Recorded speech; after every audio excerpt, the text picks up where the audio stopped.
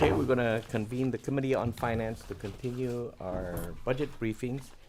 Today we have several departments before us. First up is Office of Hawaiian Affairs. Please proceed. Aloha. Mahalo for having us. Aloha, my Chair Yamane, Vice Chair Kitagawa, and members of the committee. I'm Stacy Ferreira, the new 67 days on the job Kapohana, or CEO of the Office of Hawaiian Affairs. I'm excited to be with you this morning so that I may create a line of sight between the work occurring at the Office of Hawaiian Affairs, our fiscal and resource constructs, and our current and anticipated revenues and expenditures. But before I start my overview, I'd like to introduce the members of the OHA executive team who will be providing me kako'o for the briefing today. To my right is Ramona Hink, Chief Financial Officer. Aloha. Casey Brown, Chief Operating Officer. Ryan Lee, Endowment Director. Keopu Relitz, Chief Advocate. And Grace Chen, Financial and Reporting Analyst. So for my overview, I'd like to first start with orienting you to the various documents that we passed out, and it is in front of you. The first is a customized district and island report on the OHA resources that are dispersed to your constituents, our beneficiaries. It details the grants, loans, the Native Hawaiian focused charter school funding that OHA provides, and it also highlights information on important Native Hawaiian community issues that the OHA is monitoring, the total of Native Hawaiians that are in your district, and the current conditions of Native Hawaiians on your respective islands. You also have in front of you our 2023 Office of Hawaiian Affairs Annual Report. The second is, looks like this, is the 4 strategic directions and outcomes from the OHA 15-year strategic plan, Mana I Mauli'ola, which focuses on education, health, quality housing, and economic stability. Paired with that, I have a draft of our 10-year cash flow projections. So that's that long 11 by 14 document that you have. And I also have with that the impact of inflation adjustments on legislative appropriations. Now, why is it important for you folks to have these documents? This is the first time that the Office of Hawaiian Affairs has provided this level of financial detail. But I thought it was very important. As many of you may know, or maybe you don't, but in my previous life, 65 days ago, I was actually the budget chief at Senate Ways and Means. So I have a very acute understanding of the things that the House Finance Committee would want to know, would like to see, and better understand. And so I want to make sure that every time that the OHA comes before you folks, you have a really good understanding and an opportunity to ask us questions about our financial constructs and how we are expending our funds and how we are taking in our revenues. And that's super important because we are unique as an agency, right? We have special powers and authorities that other agencies do not have. And so I think it's really critical that when we are presenting to you, that we're very clear about how our financial structures are being operated. So what I wanted to do was I wanted to be able to show you, because I'm new at OHA, it was really important for me to triangulate our strategic plan, our strategic tactical outcomes, and our financial plan. So we know what we want to do. Our tactical plans are how we're going to do that. But also in that tactical plan, it talks about what are the resources that are going to be required to do that. And so that's where this 10-year rolling forecast comes in. Because we need to be able to be very planful about how we're managing our resources. And I need to be able to work with my strategy director, with my CFO, with the endowment director, so they know how to plan accordingly. Because if we are going to spend money, they need to know that they need to make money. And because we understand that coming to House Finance and Senate Ways and Means is not an ATM. And we recognize, because we have unique abilities to generate revenue, that we should be very mindful about our expenses and how we plan to generate the revenue or come before you and ask for additional appropriations. So this 10-year forecast is a very detailed way, and it's a projection, so it's a moment in time. And basically it details for all of you what our revenue sources are, what our fixed costs are, how we're currently spending our money, and then what our future state is going to look like. Again, because I'm new as CEO, I am taking time to refresh our tactical plan to ensure that we are in alignment with what the Board of Trustees want to accomplish, and to make sure that we are going to achieve the transformation in our Native Hawaiian communities that we want to see. What's also really important, and I watched last year's briefing because I wanted to make sure that we answer all the questions that the committee has. And it was really interesting because one of the questions was about the $64 million that we got, right? And the question was, what are we going to do with that? And what is the plan to spend it? And the previous CEO mentioned that they're going to take a look at what strategies need to be employed and figure out what that tactic was going to be. But what wasn't mentioned, and I think has not been really talked about in any of with the appropriation committees, is that OHA has a special constitutional charge, right? At some point, the assets of the OHA will transition to a new entity, a new self-governing entity, at some point, whatever that might look like, and we don't know.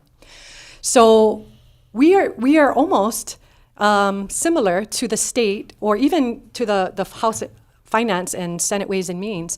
Our trustees have to think about the short-term spend, but they also have to think about the long-term spend, right? Because when those trust assets then move to that new entity, they need to have a corpus, right? Similar to how the state has a current treasury, right?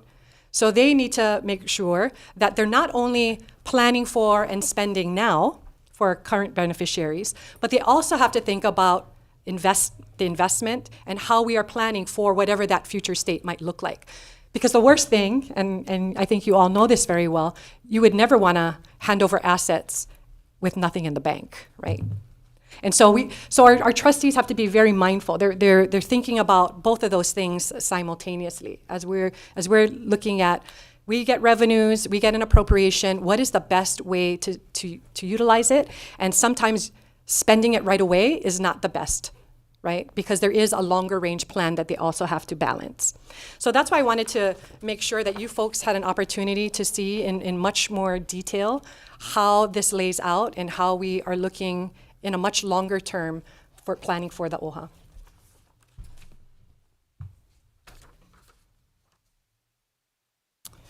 And lastly, you have our budget briefing documents and tables in front of you. And since starting at the Office of Hawaiian Affairs, I've had the great privilege of working closely and leading with our Board of Trustees and the executive team on the following priorities. Per our BOT directive, all OHA staff have returned to work, with the exception of those on approved leave. We're very proud of that. We have a 29% vacancy rate, or 45 full-time FTE currently vacant. And to address our large number of vacancies, I've worked closely with HR on the following. We've added in language to all job descriptions to accept years of work experience as a comparable for education requirements. We're providing second reviews to resumes and applications that were initially disqualified, and requesting additional information from applicants if the details provided did not fully articulate their education, skills, or experience.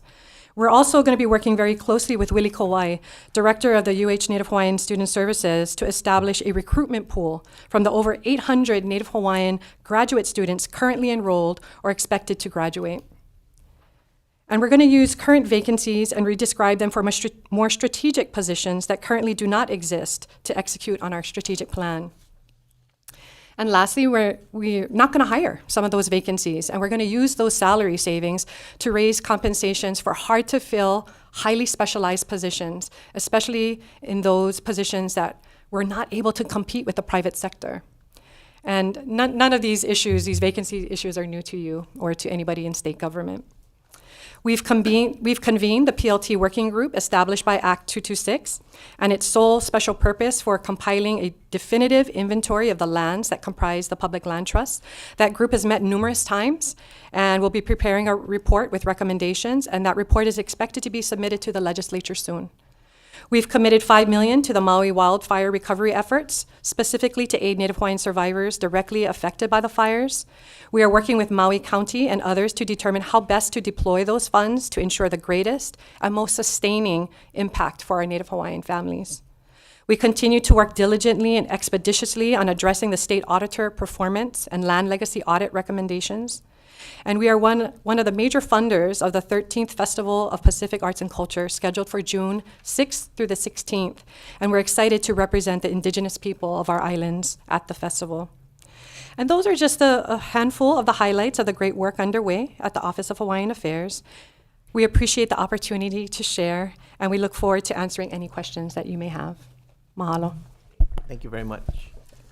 Okay, we'll move on to questions. Members, any questions? Representative Kobayashi. Will your office get any of the $100 million that is expected to be dispersed from the estate of Abigail Kwananakoa? Not that I am aware of. Thank you. Mahalo. Okay, thank you. Any further questions? No, okay, Representative Morikawa. Thank you. I heard you mention that you would use your vacancies for other compensation incentives, right? Yes. Are those vacancies going to be filled in the future, though? Absolutely, Representative. Every vacancy has urgency around filling, because we have folks that are doing, 2 jobs, trying to make sure that the work continues with that we can be responsive and we can do the quality work that we want to provide to beneficiaries. So I am pushing hard, and as I mentioned, there are multiple things that I'm working with HR to make sure that those vacancies get filled. I understand from the legislators' perspective that they don't want these positions being vacant, months and years at a time. And that is top of mind for me. And again, I've only been there 2 months, and I've already hit the ground running, ensuring that we have multiple strategies to fill those vacancies. That's my commitment. Okay, it's just more transparent if you can say that we need so much money for other types of compensation, and then really get rid of the vacancies that you don't intend to hire, or reclassify the ones that you really need in the future. Just something to think about later. Mahalo. Thank you. Okay, thank you. Any further questions? Representative Cochran. Hi, thank you, and mahalo for the, specifically for House District 14, and so this is a wonderful handout here to break it all down. I'm really interested in a little more about the owner-builder project. It says here 398,000 these have been dispersed and already gotten and spent and utilized, or in the process of, the numbers on the page I'm looking at? They're probably ongoing grants if they're there. Okay. Yeah. And So do you- they've been awarded to a grantee, specific grantee, approved by the board, but they're active grants. Okay. And do you have any detail? We can take this offline if needed, but in reference to that amount? Absolutely, And the yes. owner-builder Yes. program or whatever it is. I would love to learn more about that. And also the revolving loan and micro, the programs there with 1.2 mil plus already dispersed. That's awesome. But again, just wondering how it's been utilized, or to whom also. Okay. And just kind of. Yeah. So Representative, just so you know, I'm just going to, at a high level, our loans are for, it could be debt consolidation, it could be for business financing, we have auto repairs. It runs the gamut. And so we really try to meet beneficiaries where they're at and what their emergency needs are, both personally and professionally, if they're a business owner. Okay, and I guess for me specifically, focusing on Lahaina, and the efforts there with reference to you folks and your funding. I know I spoke to Souza Keone, and because I'm part of Wyola Church, the oldest church, 200 years we just celebrated, and looking to see how OHA could assist in the church. And this type, the 5 million, I think, that you folks were looking to disperse around Maui. Mahalo for that question, and specifically geared to Lahaina. I'm charged with putting together the recommendations for the Board of Trustees, so that is in the works as we speak. And we can definitely talk offline more about that. Okay, awesome. On page 7 of the annual report, they break out our micro consumer loans and our revolving loan by island, and also by the type of loan. Oh, wonderful. Okay, thank you. And the other, I was just looking, I know you folks have a wonderful mission statement and all that. I'm really concerned after the big deluge of rain that we had in Lahaina and the runoff, and particularly your ocean policy and what you stand for. Are you involved at all, or can be or will be, with the efforts for the erosion control of all that hazardous debris that I know we weren't prepared for? Yes. So the County of Maui actually will be presenting to our Board of Trustees in coming up, I think, on the 25th. And interim managing director, or maybe he's managing director, maybe the interim. Yeah, Josiah Nishita? Yeah, Josiah will be presenting to the board, and he will be talking about the current remediation and locations that are being considered by the county. And by law, the county has to consult with OHA. So we have put in testimony regarding Olowalu, and so we have reminded the county on what their kuleana is in terms of consultation with the OHA. And one quick follow-up on that, Chair. So thank you for being involved with that. It's very controversial at this time. But I'm more talking about best management practices, in particular the waddles, or those burrito sock. And that's where the things. consultation comes in. Okay. Yeah. And so that was just to outline 15 miles of shoreline to hold back all this runoff and debris. So we look forward to those Great. conversations with the county. Excellent. Okay. Thank you. Thank you, Chair. Okay, thank you. Further questions? Representative Ayu. Good morning. Sorry I walked in late. Thank you for being here. I wanted to understand what kind of interactions are you guys having with DHHL? Good question. So we are currently having conversation. Well, first off, we recognize that DHHL is a natural partner for the OHA. And so, in my previous role, I've worked with Kali, and our BOT is very familiar with Chair as well. And we've already begun conversations at looking at how we can partner. High on the list for us in terms of housing would be kupuna housing. And so, again, we're at very early stages of kuka with them, but we're really excited to formulate an even closer collaboration. And can you talk a little bit about the loan payment? Yes, I was just gonna mention that right after. We do have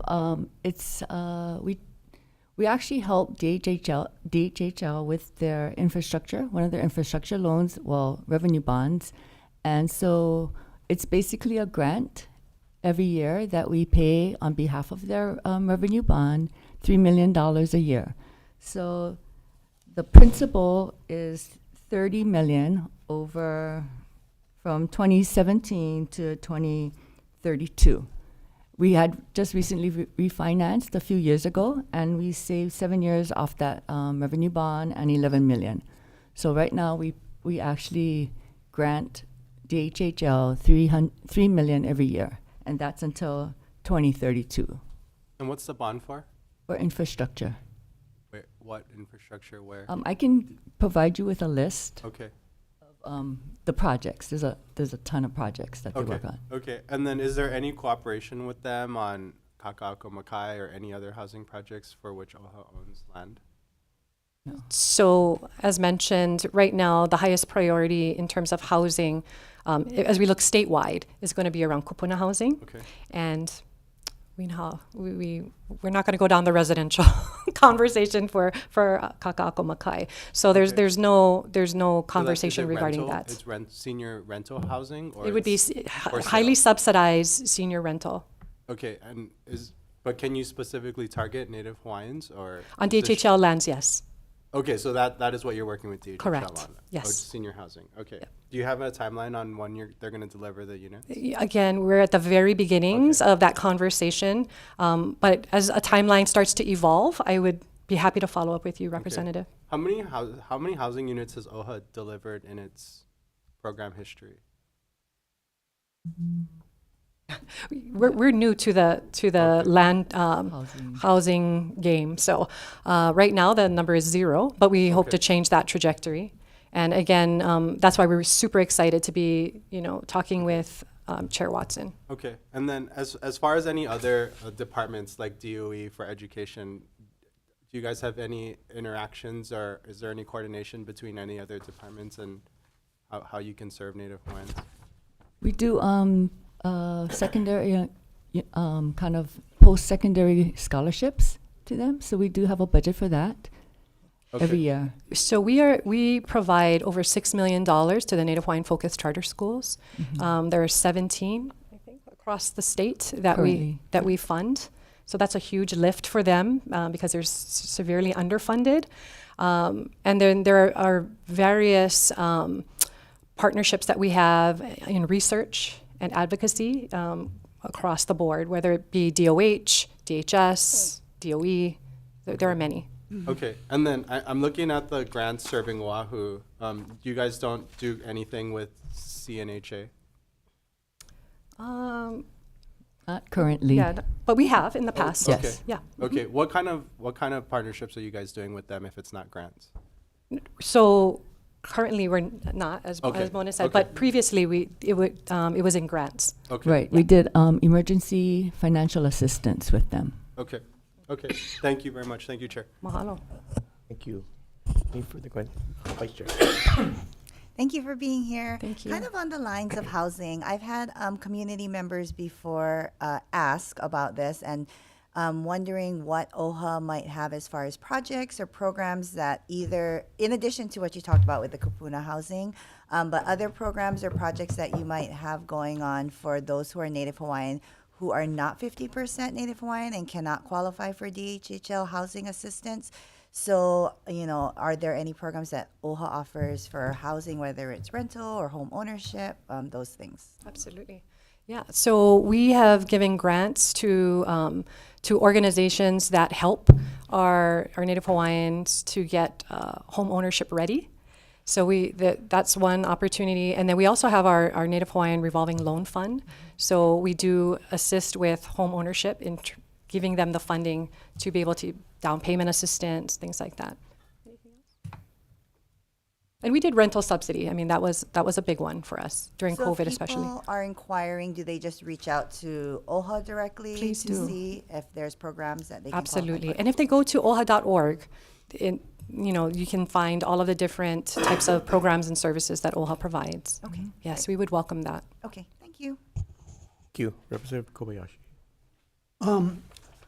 Quality housing is one of your 4 main tenets. But didn't you just say that you have delivered 0 housing units of recent? Yeah, it's problematic, right? And so I think that, so me coming on as the new administrator, CEO, that will be a priority. And so again, we've already kicked off conversations for kupuna housing. That is our top priority. But I'm going to ask for a little bit of grace as I get into my role here, and refresh our tactics. So what's currently on board for us may not necessarily be what will be going forward as I come on as the new administrator. Thank you. Aloha members, may I add something? I'm Casey Brown, the Chief Operating Officer. I can add a little bit to this. Our strategic plan that you referenced, Representative Kobayashi, calls out nothing on the supply side in terms of providing housing on the supply side. The focus in that plan was on the demand side. How do we get the occupants ready to get into these spaces? But with Kaka'ako and with the changing landscape in the housing crisis, we felt a need to start to get involved on the supply side. So while it's not really, if you were to read that plan and the outcomes closely, it mentions nothing about producing any units. It's focused on supporting DHHL in their production of units and getting our people ready to get into there. But we want to get into the supply side too. So Okay, thank you. Thank you. Any further questions, Representative Chair, Cochran? thank you. And you're managing NHTF and the PLT funds. There's state 6 million to DHHL, kind of following up on Rep. IU's queries. That money has been dispersed, or that's in the process, to help with the infrastructure and things that you mentioned that it's utilized for. Looks like community grants, health, education, housing, economic stability, EV kupuna, repatriation, and things of all that nature. Yep. So And I think when you look at the more detailed district breakout and island-wide breakouts, you can see how that money is being deployed very specifically. We also have additional detail in the annual report for you. But that payment to DHHL is an annual payment. the 6 mil. I'm sorry, Yeah, quarterly. it's 750K quarterly. Okay. Okay. And just a typo, I guess. I just wanted to bring it up because it's a place name that is misspelled. Lani Poco is Lao Niu, Lau, but in here it's Lani. So just Mahalo. for we want to spell our Hawaiian place names correctly. So just wanted Agreed. to point out the Mahalo. typo. Okay, mahalo. Okay, thank you. Any further, Representative Ayu? I want to also follow up on what exactly are we doing to decrease the rate of out-of-state migration? So part of the strategic plan, right, is that economic stability. Actually, every direction that you see in our strategic plan is our attempt to make Hawaii a more thriving, livable place for our current Hawaiians, and hopefully create a resilient place where those who are on the continent can come home to.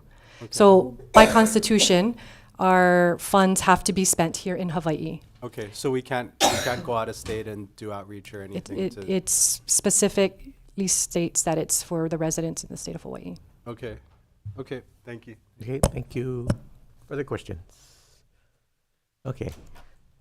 Thank you for coming before us today. We look forward. I commend you on coming up with a plan and a vision.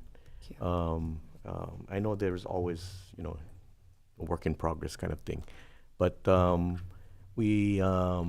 what you're working on, I think is very, very important. Housing and all those different things. And I've always believed that working with DHHL and where we can discriminate is low-hanging fruit for the state, also to meet our commitments. So a vision is one thing, but results is another. So where we can help, just don't hesitate to come and work with us. Mahalo, Chair. We appreciate that, really, and we will. Okay, thank you.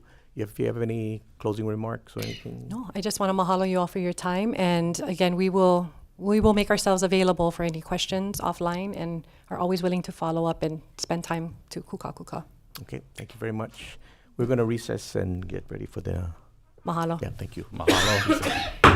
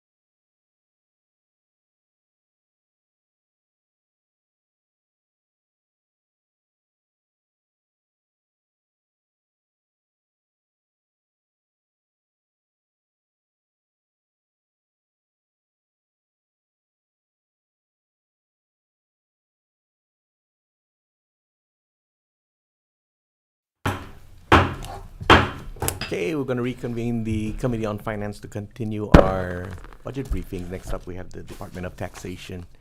Good morning. Good morning. Please proceed. Gary Sugunuma, Director. Kristen Sakamoto, Deputy Director, next to me. First of all, Happy New Year. Good morning, Chair, Vice Chair, and members of the committee. Would you like me to introduce some of my Please. team back here? Yeah. Okay, when I call out your names, if you can just raise your hand so everyone knows who you are. So Don Kuriki is our Office Audit Manager. Gordon Zane is the head of our Special Enforcement Section. Valentin Gabon is our Acting Supervisor in Collections. Seth Colby is our Tax Research and Planning Officer. Joshua Michaels, Acting Rules Officer. Nikki Thompson is our Taxation Services Administrator. Min Ming is our ASO. Kelson Paiva is our Government Relations Specialist. And Corey Higa is our IT Services Chief. Okay, thank you. Would you like me to just jump into the budget? Yeah, maybe just an overview of what anything that you think the committee should know, or whatever you have prepared is fine. Okay. If it's okay with you, maybe I'll just go down in order from what's stated on Table 4 in our submissions. Please. So just an overview, what we're requesting through this supplemental budget, and we're not asking for any positions or anything like that. These are just mostly OCE requests just to provide us with what's necessary for us to continue doing our jobs, assessing and collecting taxes, enforcing the tax laws. In addition to that, we do have some requests to move money between some of our programs to better reflect the actual budget of each of our programs. So it's so with that, let me just go down the list.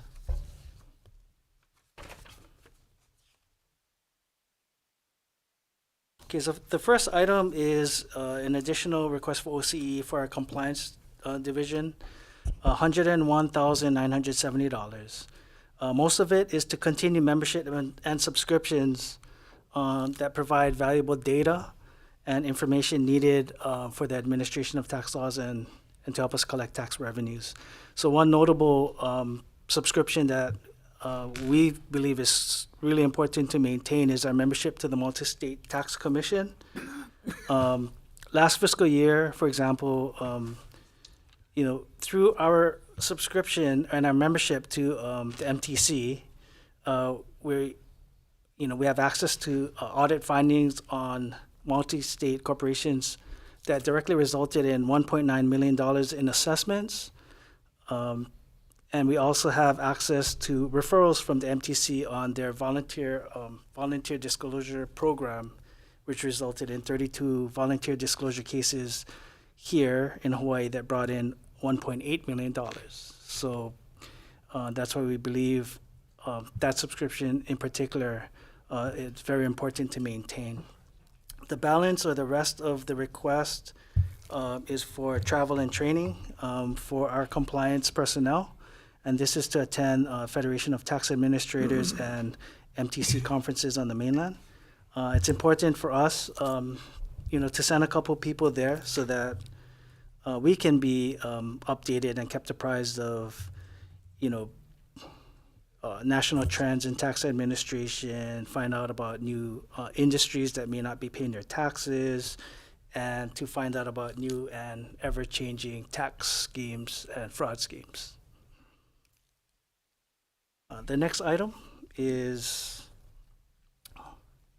the $60,000 is actually just a transfer of funds between programs. So this is a transfer between, it is to transfer $60,000 from the ASO budget into the Office Audit branch, so compliance division. Office Audit is within compliance. And this is to reflect, the $60,000 is for postage, and this is to reflect the fact that the ASO is not spending 60,000 on postage. It's really the compliance division that's spending the 60,000. So we just want to shift that money into the correct program. The next one is in the right column. It'll say 51,876. Again, this one is not a request for additional funds, but what happened was previously the collections division came under our compliance, or collections was a branch under our compliance division. They have since moved, and so all the positions and funding for collections got moved into its own program. But in doing so, it looks like there was an error where, for one of the positions, collection positions, it got removed twice from compliance. So basically, there's a deficit or of 51,876, and compliance now has one less position too. So we're just trying to credit compliance back with the one position and funding for that one position.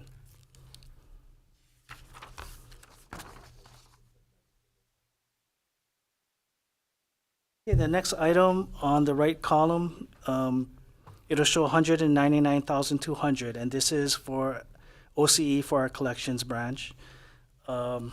Just very quickly, 9,000 is for office supplies. So this is to account for increased collection efforts. So when we do increased collection efforts, then that means, we're sending out more levies, more collection notices, more correspondence to taxpayers, and that all costs money. 85,000 is for subscriptions to Thomas Reuter's Clear database. So this is a tool that we use to locate delinquent taxpayers so that we can pursue them, collection action against them. There's also a request for travel, and this is to attend the Federation of Tax Administrators conference on the mainland. So we're requesting funding to send two, and this is to stay up to date on collection technology and strategies. And then an additional 100,000 for postage. Again, with increased collection efforts, we're sending out more mail, and we need more money for postage. The next item is, again, this is just the 140,000 is not a request for funds. It is a transfer of funds between programs. So again, we're moving 140,000 for postage from under our ASO program, our ASO 107 program, to collections, because collections is actually the program that's spending the 140,000 on postage. The item below that is 25,985, and that's for additional OCE for our rules office. So additional office supplies. The bulk of the request is for continued subscriptions to Bloomberg Tax and Westlaw, and these are needed for the attorneys in the office to conduct legal research. And also subscription to InDesign, which is software used to create tax forms. So that is needed for us because, as you know, we have to update tax forms annually every time there are tax changes. We have a request in there for training and travel as well. So sending two of our rule specialists to attend training in California next summer.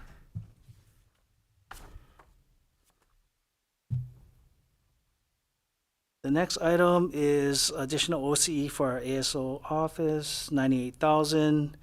$25,000 is for armored car service on Oahu and the neighbor islands, and that's due to increase in pricing for those services, but completely necessary to safely transfer checks and cash from our offices to the bank.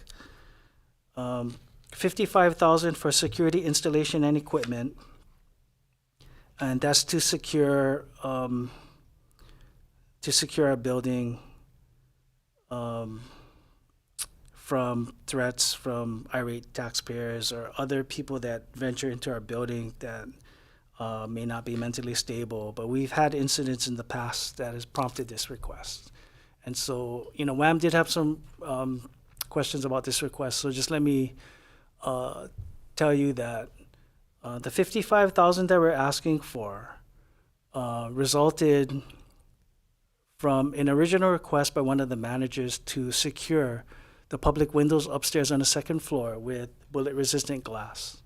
That was going to cost $80,000. And so that prompted us to take a look at it because, we wanted to figure out if it was effective. And so we involved DAGs. And so the architects and engineers, or an architect and engineer, came down to do a site inspection. And in the end, it was decided that that wouldn't be an effective way to deter a threat of a gun, for example, because even though the bulletproof, bullet-resistant glass would keep you safe from a bullet, everything around the glass wasn't structurally sound. I mean, they could shoot through that. And so in any event, I think the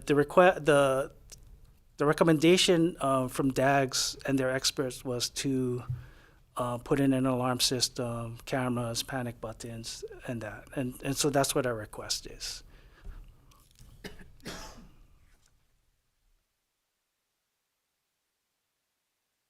The next request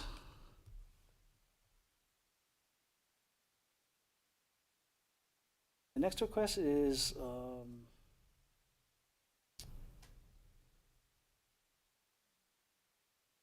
so priority, is it 10? Yeah. So 10 on the third column from the left. And so wait, I'm sorry. Oh, I'm sorry, there's the position. Yeah, it's basically 2 lines below the $98,000 figure. So this is just reclassifying the FTE for one position. So what that's about is there's an admin rules specialist position in our rules division. During the 2022 legislative session, the position was reclassified from an administrative rules specialist, which is an exempt position, to a program budget analyst, which is a civil service position, but the FTE designation for the position was not changed. So currently, it's supposed to be a program budget analyst, civil service, but it is designated as, with a T, or temporary, as an exempt position, whereas it's supposed to be designated with a P, permanent civil service designation, and that's all we're doing is we're asking to fix that. The next item, 11,800, is an OC request from our IT section. Yeah, so what this is the 11,800 is for, I guess, to increase or provide more users with multi-factor authentication when accessing federal tax information. So previously, the IRS required, so we get information directly from the IRS, and it comes with a lot of restrictions and a lot of safeguard responsibilities for us. And so multi-factor authentication was previously required for our employees accessing remotely, but now they're even local users of the information have to use multi-factor authentication. And so we need additional money to provide, I guess, that, so that more users can access the information.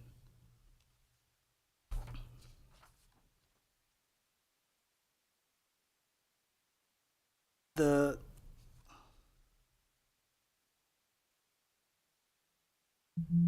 next item you'll see is a reduction of $126,192, and that's because our proposal is to give up 2 civil service IT positions, and then the line below that is to add $126,192. So what we're doing is it's a trade-off. So we're proposing to give up 2 civil service IT positions in exchange for 1 exempt IT position. And the reason is because currently our IT positions now, in the civil service regime doesn't offer a competitive salary once an IT developer, for example, gets to a certain level of experience. And so what happens is they leave. And so we're having trouble retaining high-level or experienced IT developers. And so our hope is that by giving up 2 civil service positions to create an exempt, we will use that money to offer what's closer to a competitive salary, and hopefully we can attract or at least retain high-level IT developers within the department, which if we start off with 1, and if we can expand to a team of 2, 3, 4, that could really make a difference in terms of how much contracted high-level IT services we need. Because right now, we're paying about $2 million for that high-level IT services to make really complex changes to our system.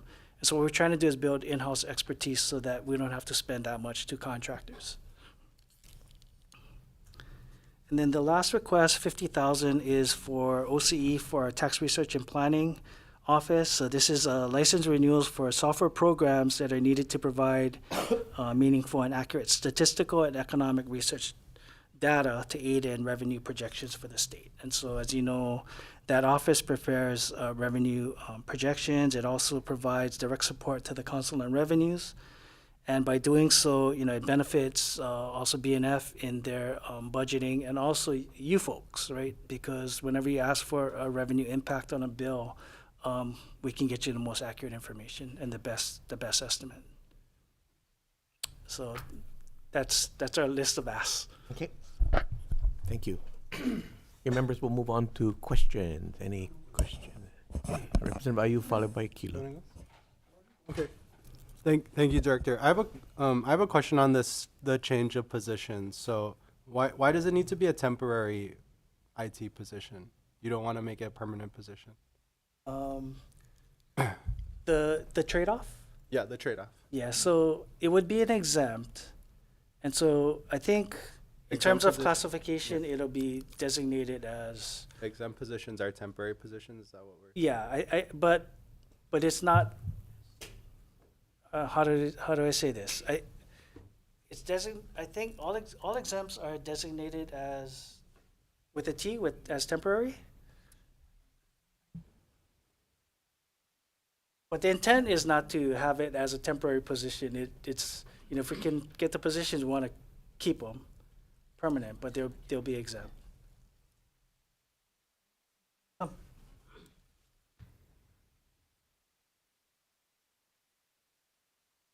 This is Min Ming, ASO. Morning, Chair, Vice Chair, members. And to answer this question, the exempt positions are all defined as temporary positions, Okay. although they are actually permanently sitting there. Okay. It's the difference between civil service and exempt. Is that the positions are Yeah, temporary? so it's not like we only want this position temporarily. Okay. Yeah. So you want this for more than a year? It's not just like a year Yeah. fill position. So other exempt Okay. positions, actually, they are extended on a yearly basis. Okay. Sorry, this is new to me. So Yeah, I'm- that's a feature of the exempt positions. Okay, and then so Director, I appreciate that you guys are doing this. So what, are you doing similar analysis for all the other vacant positions you guys have? Like maybe getting rid of 2, you got a bunch of auditor positions, tax return examiner positions, consolidating some of these positions into a single position and paying it a little bit more money, and is that same analysis happening for these positions? To answer your question, I think it sounds like a good idea to start looking at that. What jumps out at me is maybe our auditor series, really hard to fill. Possibly that could work there, but right now we're just focusing on IT. Okay. I'm just looking at this. You've got like 10 office assistant positions open. Some have been vacant since 2020, 2019. So is that something that we can do? Go through some of these positions, consolidate them, pay them more, and fill them? I'm probably not the right person to Okay. ask. Sorry. Who's the right person to ask? Our human resources officer Okay. couldn't make it today, is Okay. out sick. Maybe, Yeah. So for those OE positions, they are civil service positions, and their pay is defined by the salary schedule, Okay. and we cannot really change. Okay. And they based on the step, start with the C, D, E, F with the service of years. Okay. And even we want to give them a little higher. If you hire someone based on DHERD PMP, we are only allowed to offer, I believe, up to step G, which is 12% up to the base pay. Okay. Okay. What do you do with the funds for all the vacant positions? Right now, we are actually all the funded vacant positions are in active recruitment. Okay. But No, but I'm saying, what do you do with the money for the, The salary? money What do you we- use with the salaries We if you're not strictly paying the use salaries? to the positions. We don't for other uses. And if the a program really needs, if they also have a good candidate, we can use the money to bring a emergency or temporary hire, like 80-90 hire to fill the position temporarily. You're not, but I'm looking at your chart on table 11. None of these are filled by temporary hire. Leave only one. Yeah, one position, the Yeah. tax clerk position, is filled by temporary hire. I think the question is, Yeah. if we don't use the funds, then Yeah, what if you're happens not to- paying someone the salary, what are you using the funds for? Well, let's see, after the fiscal year ends, if the position is not filled, eventually the money will lapse and goes back to the Yeah. general funds. Does it? It goes back to the funds lapse? You don't spend the money? So you're lapsing funds then? Yeah, we are not allowed to use it. I think that's a table, right? I don't see any funds on the lapse list. Which table are you talking about? Usually when it's on the lapse list, it's what they intend to lapse, and then Okay. what he's talking about is that at the end of the fiscal year, it just lapses automatically. Okay. So those funds are just lapsing automatically? Yeah, we have some kind of flexibility on the OCE side, but for the personnel budget, before we were allowed to use the money to compensate other positions, but now, based on BNF, we are not allowed to do that anymore. Okay. Okay. Thank you. Thank you, Shay. And then just getting back to your question, Representative Ayu. So the difference is with the IT position that we're trying to create, we're not trying to circumvent civil service or anything like that. The position would be the minimum requirements and experience required for the exempt position is beyond what is in the civil service IT regime, I guess. So even the highest civil service IT person won't have the qualifications that we're looking for in the exempt position. So Yeah. we're creating a new position as opposed to like having a tax clerk and just trying to pay them and get around civil service. But Yeah, my question's not about civil service. I want you guys to fill the positions, or I want to know what the plan is to fill positions, and you have a bunch of positions open. So you're the first department that's come through that's reclassifying a position. Just want to encourage you to do more if possible, and that's my point there. Thanks, Shay.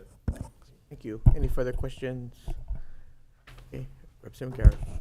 Thank you, Chair. Director, table, what number was this? 22 regarding telework. It does say that there are no positions authorized for that.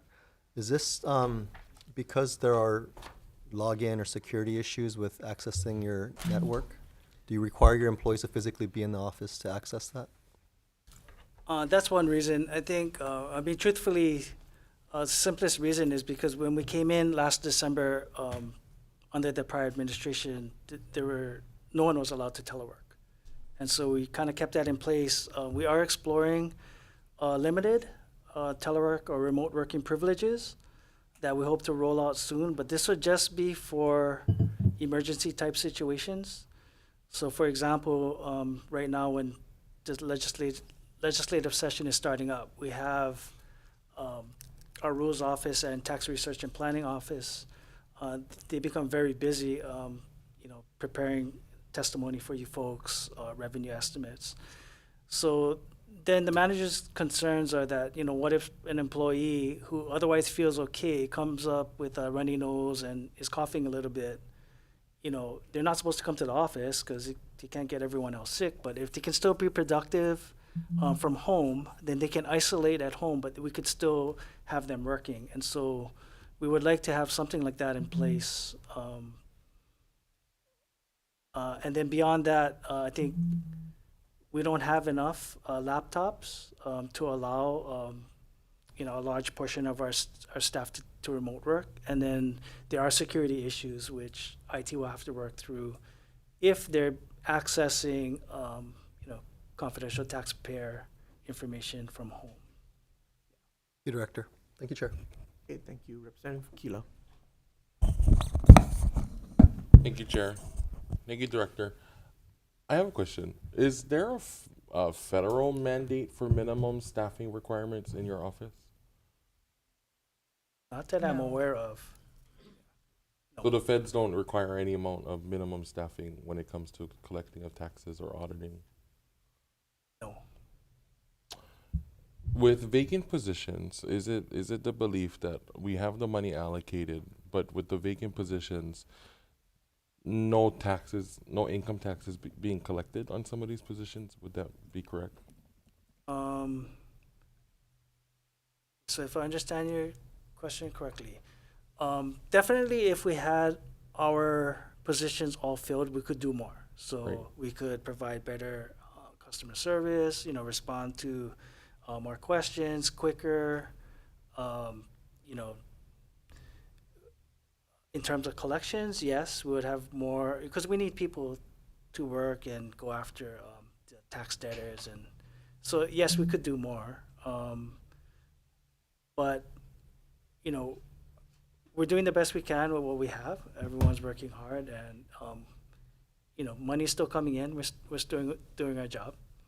Because I don't know if it's necessarily the charge of Department of Taxation, but I think some messaging with when there's a lack of workforce and there's basic collections done with income tax, and when we talk widespread about tax reform, that with vacant positions that are vacant but allocated funding wise, that is a missing, I think, part for government, and not just not public but private as well, that we look at extenuating how folks are taxed, but if collections were up in some of these workforce deficits, we'd be in a whole different, I think, ball game and how projections work. And I think that's where I'm going to. I know we've talked about it before about tax collections, but does the department have systems in place to really, I think, look at different parts of the state in regards to tax collections based on zip code for a larger broad of the legislature? Is your question, if the question goes how we're doing collections? Well, more so, right, I've asked you what does 96792 in the sense of tax collections look like. You're able to provide a number. But is there a breakdown from Department of Taxation to explain by zip code, by area, where tax collections is happening and to what extent and what amount? Yeah, can we do that? Yes.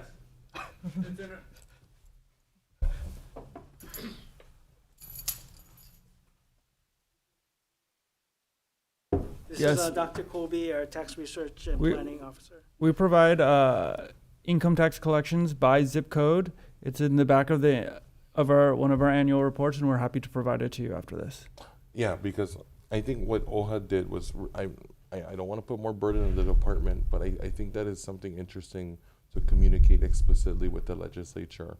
When we talk about revenues and we talk about collections, looking at district by district per zip codes that exist in our districts to talk about where some of these revenue streams are, and maybe, I don't want to say revenue loss, but how the state all works together with tax collections. Absolutely. So what we do is we provide income tax collections. That's the one where we have zip code, can get down to the zip code. We do it by income tax collections and by tax credits. So we can see where the tax credits are going as well as individual income. For the GET and the TAT, because these are collected over multiple jurisdictions, we do not provide that, but we do provide a breakdown by island or counties, and we do have interactive maps and things that we're happy to share with you so you can share with your constituents. Yeah, if that is possible and chair would be allowed, is that something you could share to him to disperse to the committees based on our respective districts? Absolutely. Thank you. Thank you folks so much. Mahalo, Chair. Okay, thank you, Representative Ryu. I have a follow-up now to Representative Kila's questions. I assume more tax filers are filing electronic every year. So do we have these programs to do audit on electronic filings, to maybe we don't need some of these positions anymore, that we have AI programs to audit returns, and so we don't need as many people in positions? I think the audit portion it doesn't matter whether it's electronic filing or paper filing. If you're talking about processing paper filings, then yes, I think we are, what I understand, and Nikki, maybe if you want to come up. So Nikki Thompson is our taxation services administrator. But my understanding is, going back 5 years or a little bit more, the majority of filings were coming in by paper, and now fast forward to today or last season, I think we're at what, 90%? Yeah, on individual income tax, we're running in the high 80s to 90% electronic filings. That's not going to change much because those are the 10% are the people that are the new filers and/or people that just aren't going to go electronic. On the general excise and the transit accommodation tax, that's the biggest change. 6 to 7 years ago, we had less than 30% electronic, and now we're in the 90s. Okay. So those are the monthly filers. Those are the frequent people. That's the money that comes in the door. That's our, our guaranteed monthly revenues. So are there any like subscriptions out there to allow us to process or audit or review these filings so that we don't need positions to do them, individuals to do them? Department looking at that or doing anything about that? That would be after processing. So I'm not sure I can answer that question. On the audit side, I mean, we have our office audit manager here, but the audit portion, as I understand it, is there's a lot of manual work. It's labor intensive. I mean, but I'm sure there are tools that they use to help them. But if you're asking if it can be done completely, it can be automated completely. I don't believe that's the case. So in order to audit someone's income tax return, that requires a warm body looking at the filings and looking at the documents submitted. There's no electronic program that at least flags things to look at for you. I think we have tools that Seems would hard to identify believe. discrepancies, but Okay. then we need people to reach out to the taxpayer to give them a fair opportunity to respond with information and stuff that we would need. But in general, I mean, we have started discussions within our department now that, AI is becoming more available and more widely used. So we're starting to at least start those conversations as to how are we going to move forward with this technology. We don't have anything, a plan in place right now, but we are discussing it being a part of the future possibly. Okay, thank you, Chair. Okay, thank you very much. Any further questions? Okay, Representative Kila. Sorry, and I want to clarify some of the questions I asked. What relationship, or is there a relationship with Department of Taxation, Office of Forecast Revenues, and UHERO in some of these income tax collections? I mean, I'm sure you folks work together, but around the conversation where some of shortfall exists, because I think what I'm trying to get to is that we have no data right now to talk about the lack of collection with vacancies.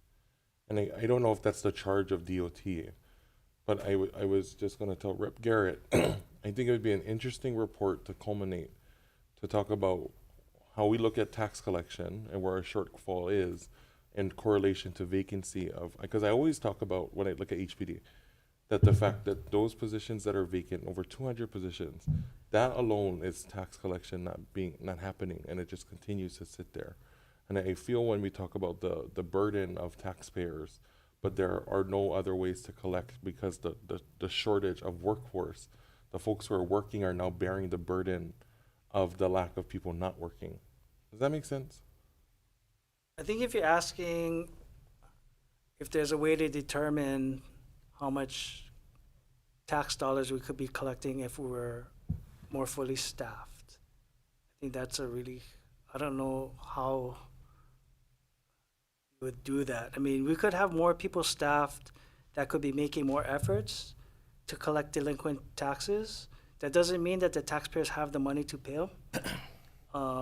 So it's very simply, I mean, I think it's really hard to determine. Wait, sorry, I think I'm not being clear.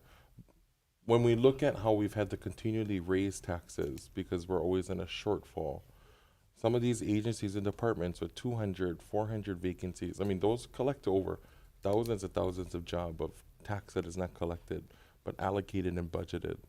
And I think that there has to be a communication, for me personally, to the public, that because folks are not working, the folks who are working are now bearing the burden of the lack of work. Does that kind of make more sense? Because you folks are collecting taxes, right? But when these vacant positions that are budgeted and approved and nobody's working, there's no collection happening, but we already budgeted the position. Not just in your department, but statewide and even countywide. I'm not sure how you're using the word, the term collecting, but if you're asking whether or not, so we collected, our department itself collected about $10 billion last year, fiscal year. About 95% of that came in through voluntary filing and payment of taxes. We process every bit that comes in, if that's your question. We're shorthanded, we have a lot of vacancies, but that doesn't mean that people are paying their taxes, we're turning them away, or we're not able to process payments or anything like that. Everything that's coming our way, we're getting. The other 5% is where compliance comes in. So this is, the other 5% takes some effort. It takes either audit will have to look at it and make assessments, special enforcement section will go out and find violators, or some of that could come in because their accounts are delinquent already and they get turned over to collections and we have to do collections work. But I think the vacancies in collections and in our compliance section would hamper our ability to make more efforts to reach out to people to see if we could in fact collect money from them. Okay, I think this is where the mishap is happening. So right there, that number, $10 billion in income tax collected. We have an operating budget in the state of 36. Not just income tax, that's total tax, Okay, state taxes. but we have an operating budget in the state of 36 billion. But when you're just collecting that tax money alone, and there's still more money out there that is available, I think what I'm asking is Department of Taxation looking at not your vacancies, but vacancies across the state on how those positions, without being staffed and working, they are not. There is no contribution to the larger pool, right? Because I think us as lawmakers, we're constantly being asked to lower taxes, lower this, lower that. But I think it should be said from Department of Taxation when you folks are collecting these numbers, how things are not adding up for what exists. And I'm looking towards the lack of workforce of the people that are not filling these positions, how it's hampering the folks who are working. Does that? I don't know if I'm being clear. Oh, absolutely. So if I understand what you're asking, is you're saying that there's a lack of people who are employed, if all the jobs were filled, there would be more higher levels of employment, and we would be collecting more taxes. Yes. Okay, that is a function of a lack of people who are willing to work in Hawaii, and that doesn't really have a lot to do with personnel here. It means that we are not given the high costs and the low salaries that exist within the state, we're at an equilibrium where the people are not doing that. And that is just as true in the private sector as it is in the public sector. So yes, UHERO does have calculations where if we added 50,000 more people to the workforce, we could adjust, estimate the size of economic growth and individual income, but that's just not where we are, right? And so what you're really asking is what happens if we have a bigger increase in the labor force, and that is I think that's a distinct question from what is happening here with the Department of Taxation. Right, because I know you folks are charged with the collection, but I just would like to, I don't know if it's in your folks maybe charged to do that. I think that messaging is super important, right? Because if at some point our workforce tax dollars are able to almost handle what we have to do as a state, and everything else is extra, I think that's a message that has to be communicated, that in some way, if we're able to bridge the labor shortage in regards to taxation, anything else that is collected, that we can go into these surpluses, and that the way that we tax our residents doesn't have to be so high. Well, as a employee of the state, you can, if you say, if we grow the economy, we'll have more tax dollars, I'm happy to go anywhere on TV or do anything and say that. That's a pretty straightforward economic idea. Okay. Right. And so, and Yuhiro says that everybody's saying that, like, the way to have more tax revenue is more growth. And I think, yes, now we're on the same page. I just think I would like to hear that messaging from the Department of Taxation. But maybe that's not your folks' charge. But okay, now I want to talk about, when we're talking about labor and jobs, OHA talked about how they were able to add the clarification in jobs, that relevant work experience to that. Is your folks' department able to do something similar to where the minimum requirements can also be met or swapped with relative work experience, not to a college degree? I think a lot of that is dictated through, if we're talking about civil service positions, then collective bargaining agreements, and we rely on the expertise of DHERD as well, to see what we can do.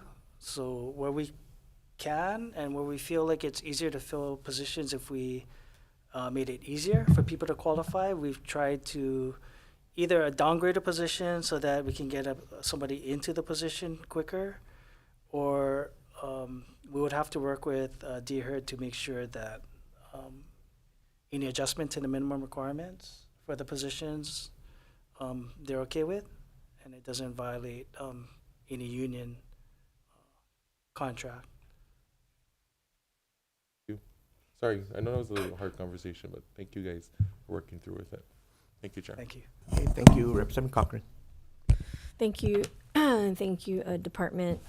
So I'm wondering how the Maui District collections staff, is it fully staffed at this time? And I'm just seeing what the kuleana is of your collection coordinator in reference to delinquent taxes to be gotten.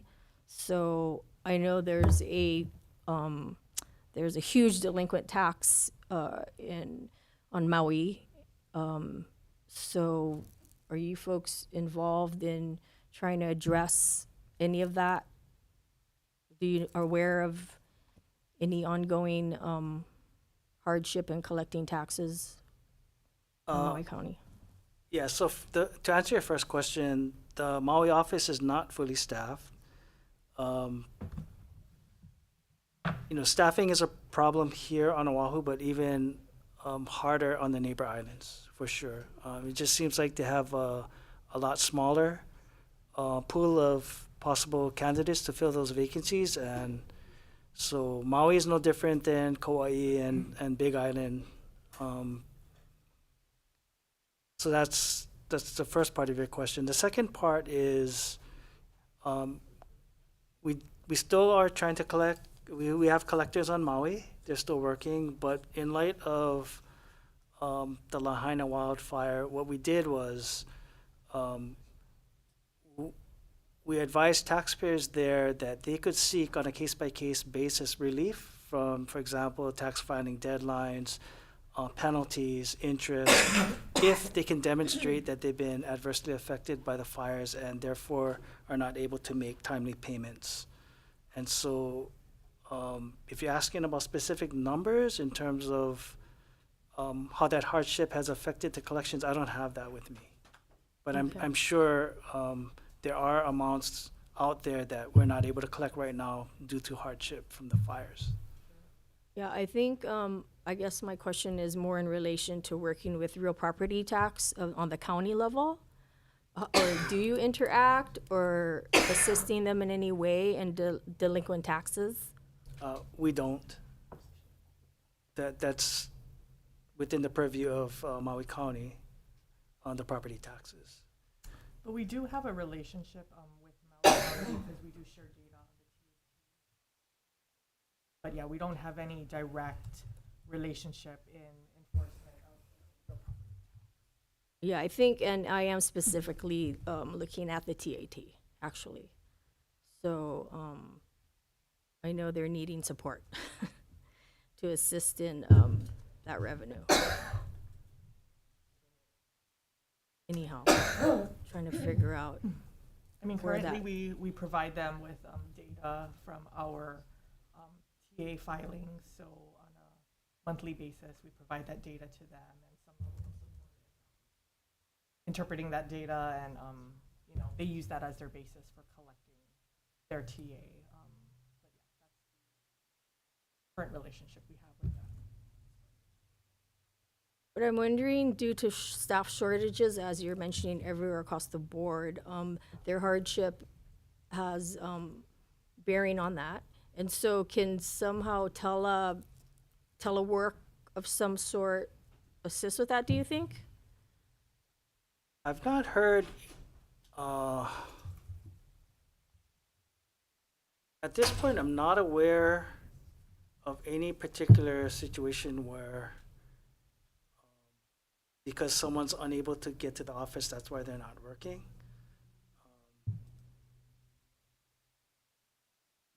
Okay, I'll move on to table 19. You don't have any package of bills this year, but you have something from the last year, previous specific appropriation bill, and you're still that's still in motion. Act 66, SLH 2023. That was Or the do you have- is it- appropriation for tax law change upgrades, is that? Right, you're and so referring to? you don't have anything new to add this year? So we have submitted legislative proposals, but none that would have a dollar amount appropriation tied to them. Okay. And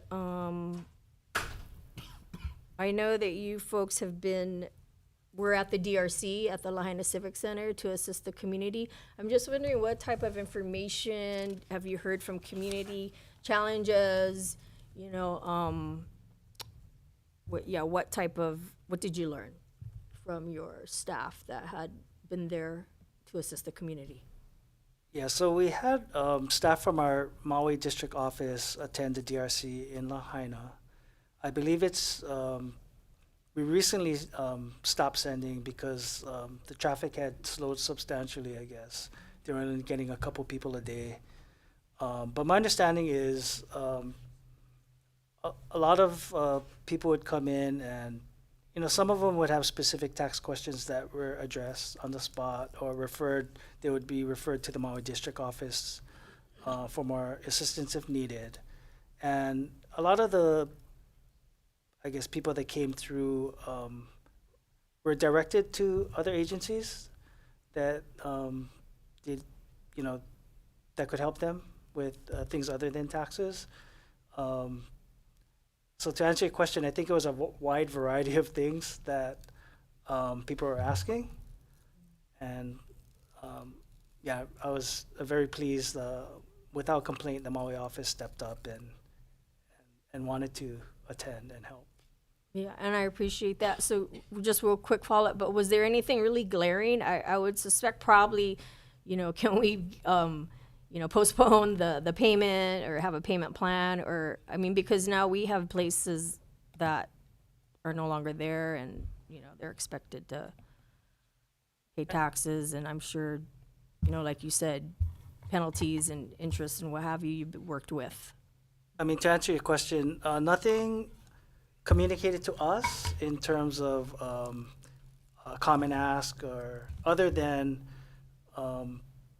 and to answer your question, taxpayers adversely affected by the wildfires, you know, we grant them relief on an as-need basis. So if they still haven't, you know, recovered or still unable to pay, then on a case-by-case basis, we will continue providing them with relief, postponing any payments, not attaching penalties and interest, but they have to demonstrate to us the need, but we're willing to give them relief. Thank you for that. And just real quickly, who's the contact person at the Maui District? Right now, it's Trisha Oftana, Oftana. She's the Maui District Office Manager. Okay. Okay, well, thank you for your folks' service. Thank you. Thanks, Chair. Thank you. Any further questions from anybody? One more, Representative Kilo. Okay, sorry if this is a stupid question. Okay. Oh, I'm trying to learn. Pre-tax, post-tax paychecks. You know, like, so 2,000, post-tax 1,000, and the thing is, and what's deducted is coming from state tax and federal tax and whatnot. Does that just go to like a pot of money somewhere automatically? So you're talking about the withholding Yeah. income from from your employer, you file your statement, right, how much you want withheld Right. if you're claiming 0 or 1 or whatever. So that your employer withholds from your paycheck and then submits to us as part of the withholding. At the end of the year or No, monthly? on a periodic basis. They do it. Okay, and so that ends up in a pot of money within you folks. Yes, we collect that. No, I just want to just trying to figure it out because I think that's where I'm looking at, right? Is that the withholding dollars that aren't being collected from jobs not filled? But I think you are right in the sense that jobs right now don't match the pay that is needed, so it's a challenge for all of us to address. But thank you for the robust conversation around income tax. Thank you, Chair. Yeah. Actually, they have to send it in. It's a criminal offense not to. Anyway. Specifically Okay, any other questions? Okay, so, I appreciate this discussion because it's something that I've always felt is important. Representative Kila's line of questioning as far as trying to get some kind of more comprehensive economic outlook as far as trying to see how all the different whether it be labor or economic activity or taxation. So when I was EDB chair many years ago, what I tried to do was move everything under READ where they could actually do analysis. And the obstacle, and it still is, the obstacle was that DOTAX and Department of Labor, when we wanted labor information and tax information, they would only give it in aggregate because of, to protect that kind of information. But then it's difficult when you get it in aggregate information to break out into different zip codes and things like that. So it is something that I still think is important. I don't know how to fix that yet, where we can actually allow somebody from READ in DBED to be able to collect disaggregated information out of DOTAX and labor information also.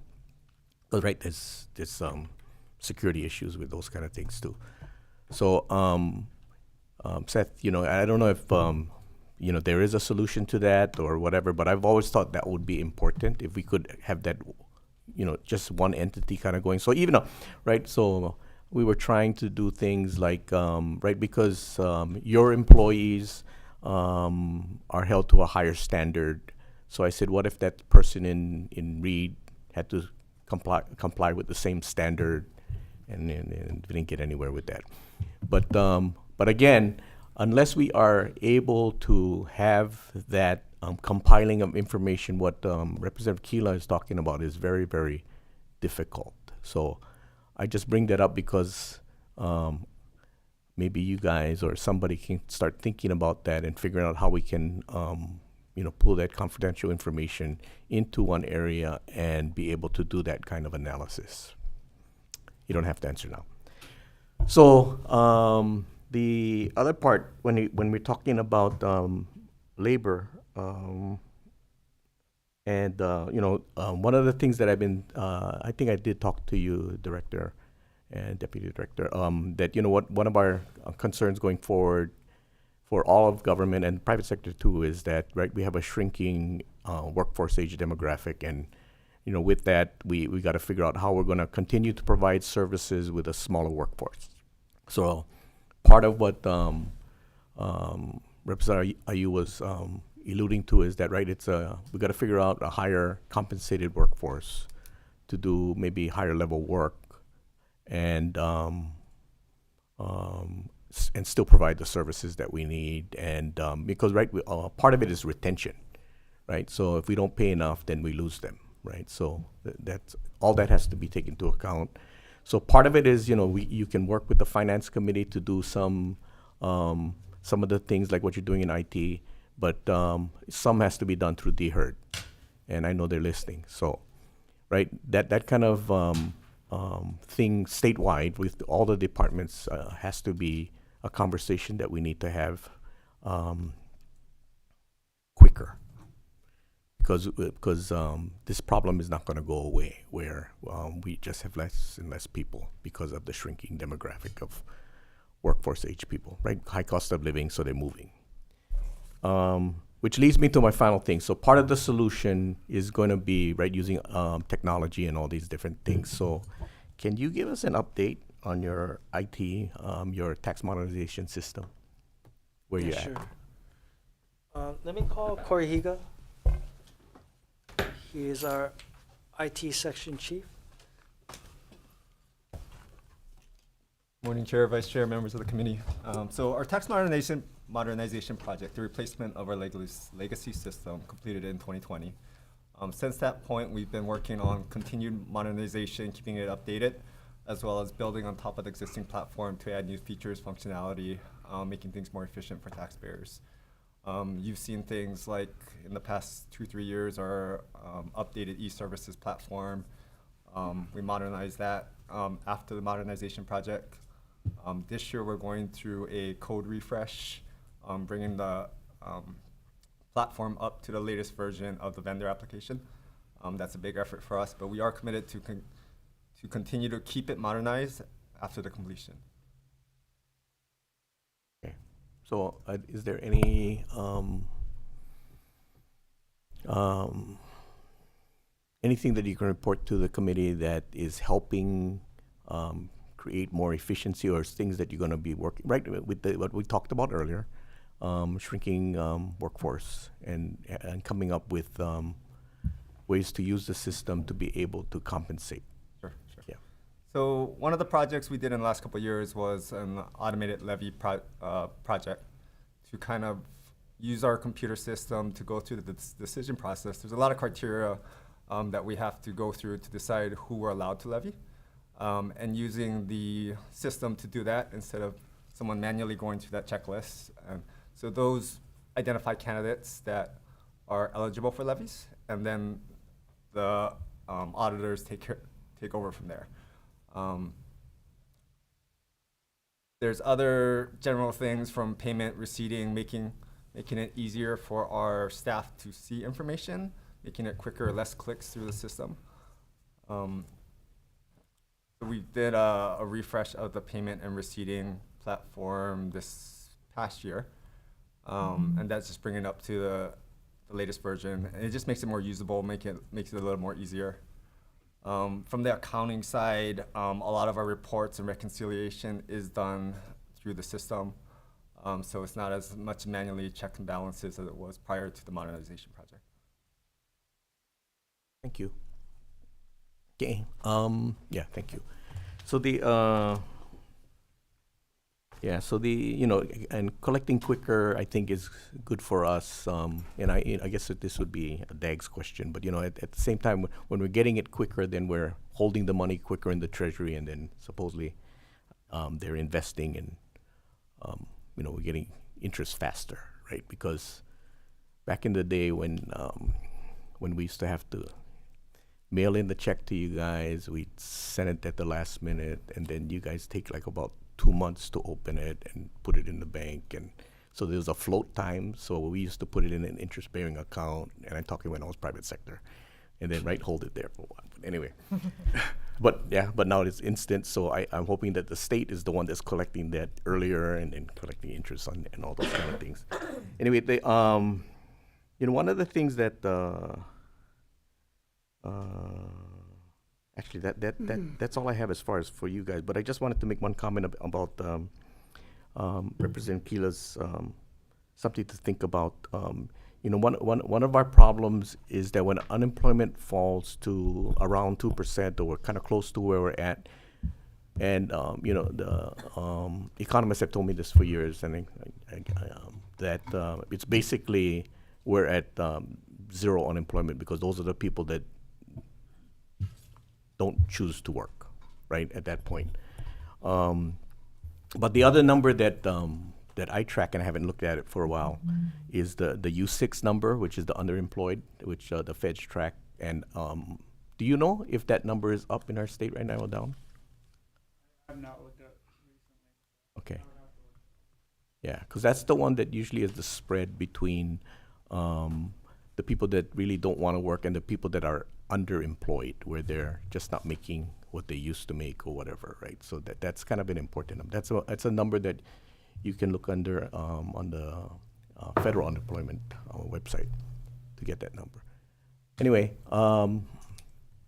if isn't anything else, we'd like to thank you for coming in, and we look forward to working with you. If you have any closing remarks. No, you know, we look forward to continuing to work with you folks, and you know, we're gearing up for a session, knowing that it's going to get very, you know, really chaotic very soon, and so I guess we'll be seeing you shortly on a almost daily basis, probably. Okay. All right. Thank you very much. Thank you. Okay, we are in recess till 1:30.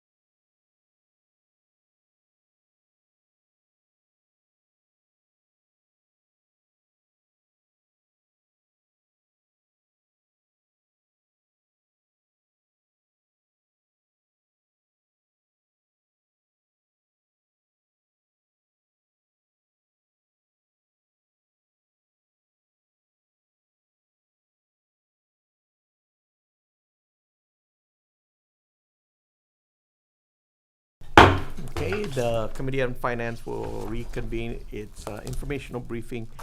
Next, we have the Department of Corrections and Rehabilitation. Hello, good afternoon, Chair Yamashita, Vice Chair Kitagawa, and members of the committee. I'm Tommy Johnson, the Director of the Department of Corrections and Rehabilitation.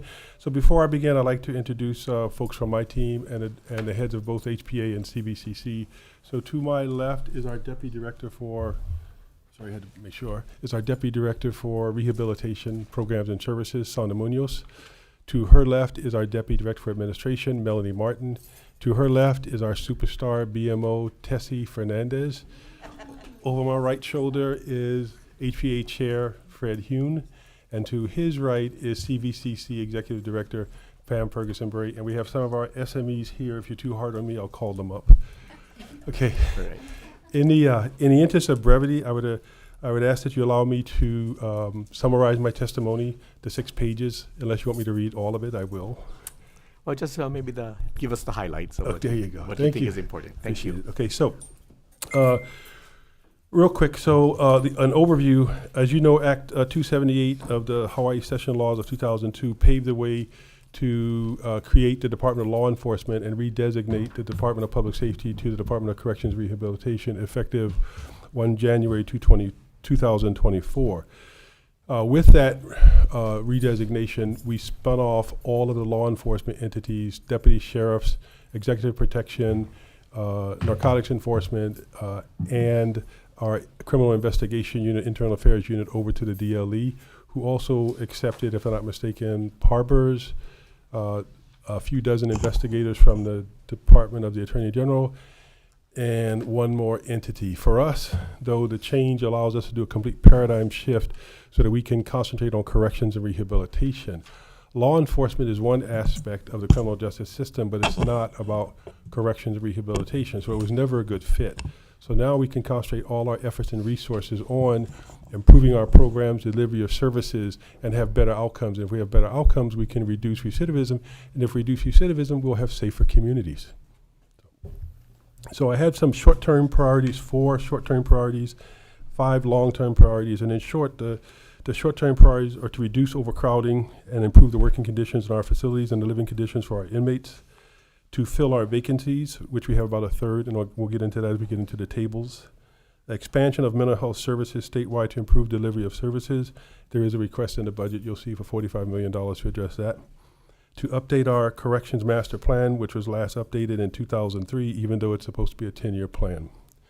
Long-term goals are pursuant to Act 164 of Hawaii Session Laws 2003, funded $5 million for a project, for a general fund project, $3 million, $2 million for 2024. So that money is to look at relocating the, if I'm not mistaken, the Hawaii Community Correctional Center, and looking at we're asking for money in the budget for look at studying for a Kona jail. About 34% of the 300+ offenders we have in the HCCC, which is severely overcrowded, come from the Kona area.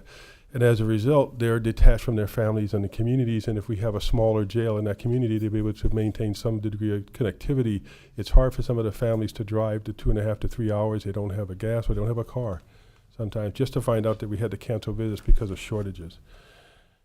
B would be to plan the jail in West Oahu. C is to relocate the Maui Community Correctional Center. Number 4 is to relocate the Hawaii Community Correctional Center. And 5 is to plan to bring back our inmates from the mainland. We have steadily reduced that population considerably from about 1,900 till about just under 900 now. As the director, I put out a directive that we would send no nonviolent Class C offender to the mainland. That's helped reduce the numbers down from about 1,000 down to just under 900. And so we're looking at ways we can move inmates faster downstream that do not pose a risk to public safety or themselves. So we're having our classification system reviewed to see if we're holding people at a higher classification level than we should. Ideally, you want to put people at the classification level that matches where they are and not hold them prematurely in higher levels. So I'll give you an example. If someone commits an infraction, they could be like a high misconduct. They could be held for 18 months at a higher level. That makes no sense to me. Everyone has hiccups. So we should look at the behavior, and if the person demonstrates over 6 to 8 months that they're able to behave themselves, then we should look at reclassifying them down again. Otherwise, we're artificially creating barriers to reintegration and to get them into the programs. Most of the programs are at the lower level facilities, like the minimum level facilities, so that where they can do the resocialization, reintegration back into the community. If we put them back for 18 months for a violation, unless it's very serious like assault or introducing contraband into the correctional facility, then I think we're doing a disservice. So we're looking at our classification system so we can move inmates faster through the system. Now, we had some challenges in the last couple of years. COVID-19, the pandemic, to be perfectly frank, it knocked the department on its ass. That's why former Governor Ige asked myself and Max Otani, he was in retirement, I was the administrator of HPA, to come over and kind of right the ship, to kind of make sure we had a pandemic response plan and we made sure the facilities followed it. And so we did. We were able to right the ship. And even, unfortunately, we did lose 9 inmates, but 7 of them had comorbidity issues, serious health issues that contributed to their death. But at the same time, we needed to make sure we firmed up our pandemic response plan, that the staff were using PPE, that they were following the appropriate protocols. The challenges we have when something like this happens is at OCCC or HCCC, we simply don't have the space to move people around. And so we had 3 major outbreaks at OCCC. We had 3 or 4 major outbreaks at the HCCC. The only facility that did not have an outbreak was the Kulani Correctional Facility because it's way up in the mountains and nobody goes up there. Yeah. So second thing is we want to increase our staffing for our corrections officers. We're doing a number of things in that area, and when we get to the vacancies, I'll be able to explain what we're doing in recruitment efforts there. We want to reduce our jail overcrowding and address our deteriorating facilities. As you know, parts of OCCC are 110 years old, so we're trying to address that. And then we have population management. We want to be able to manage our population more appropriately. Right now, I only have authority as a director over 5% of the population, so which means the population is really controlled by the courts and the Hawaii Paroling Authority.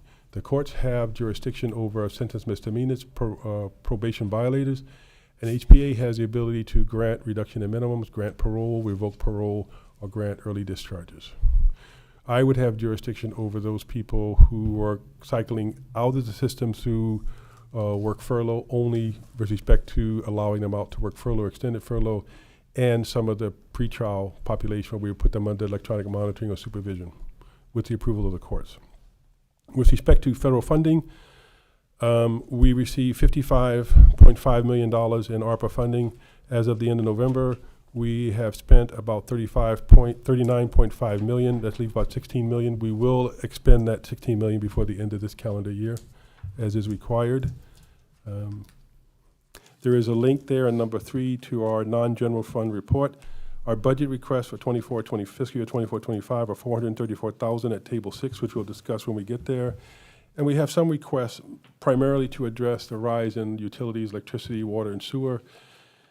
And I suspect next year, once some of the rate hikes on the PUC go into effect with the Board of Water Supply, we will be coming in to ask for funding to address those rate increases. And if I'm not mistaken, I think the estimate was about 50% over a certain period of time the rates were going to go up. Because we operate 24/7 facilities, 365 days a year, we really use a lot of water and electricity, and it's a lot of wear and tear on the infrastructure of the facilities. Also for fiscal year 24-25, we have 2,615.6 permanent positions. In addition, we have 43 temporary positions. Our total budget is $318,943,387. And the department's capital improvement budget, we asked for about $96 million. We received in the governor's budget so far $89.5 million. $45 million of that is for construction for a consolidated healthcare unit at the Halawa Correctional Facility, which is sorely needed. $18 million for design construction for fencing for Halawa, which is the original fencing that was there in 1985 when it opened up. $3.5 million to design construction for a perimeter fence for MCCC because of the back fencing is all deteriorated. There's some erosion because of the gully behind the facility. $20 million for planning the relocation of the Kauai Community Correctional Center, and $3 million for planning the West Oahu Jail. With that said, that's all I have for our budget comments. We can get into the tables if you like. Okay, thank you very much. Members, we'll move on to questions at this point. Yeah, Representative Kilo. Thank you, Chair. Director Johnson, was it last year we talked about potentially doing the schedule changes for the correctional officers? Yes. Has that been implemented? No, we did meet with Kalani Warner and his chief stewards twice. And I told him, because we weren't having enough corrections officers reporting to work regularly, we could not then do a feasibility study to see if our 1.65 was correct or not. We know that it's not, just from our experience. So I did offer to do a pilot with the cooks because they have a similar schedule. We're still waiting to hear back from them on that. Okay. Thank you. Thank you, Chair. Okay, thank you. Any further questions, Representative Morikawa? Kauai question. On the $20 million for the relocation of the Kauai Correctional Center, is that just for planning, the $20 million? I think there, part of it is planning and design, and part of it would be for land acquisition, but I can bring up my BMO to provide more specifics if you'd like. Okay, thank you. Ready?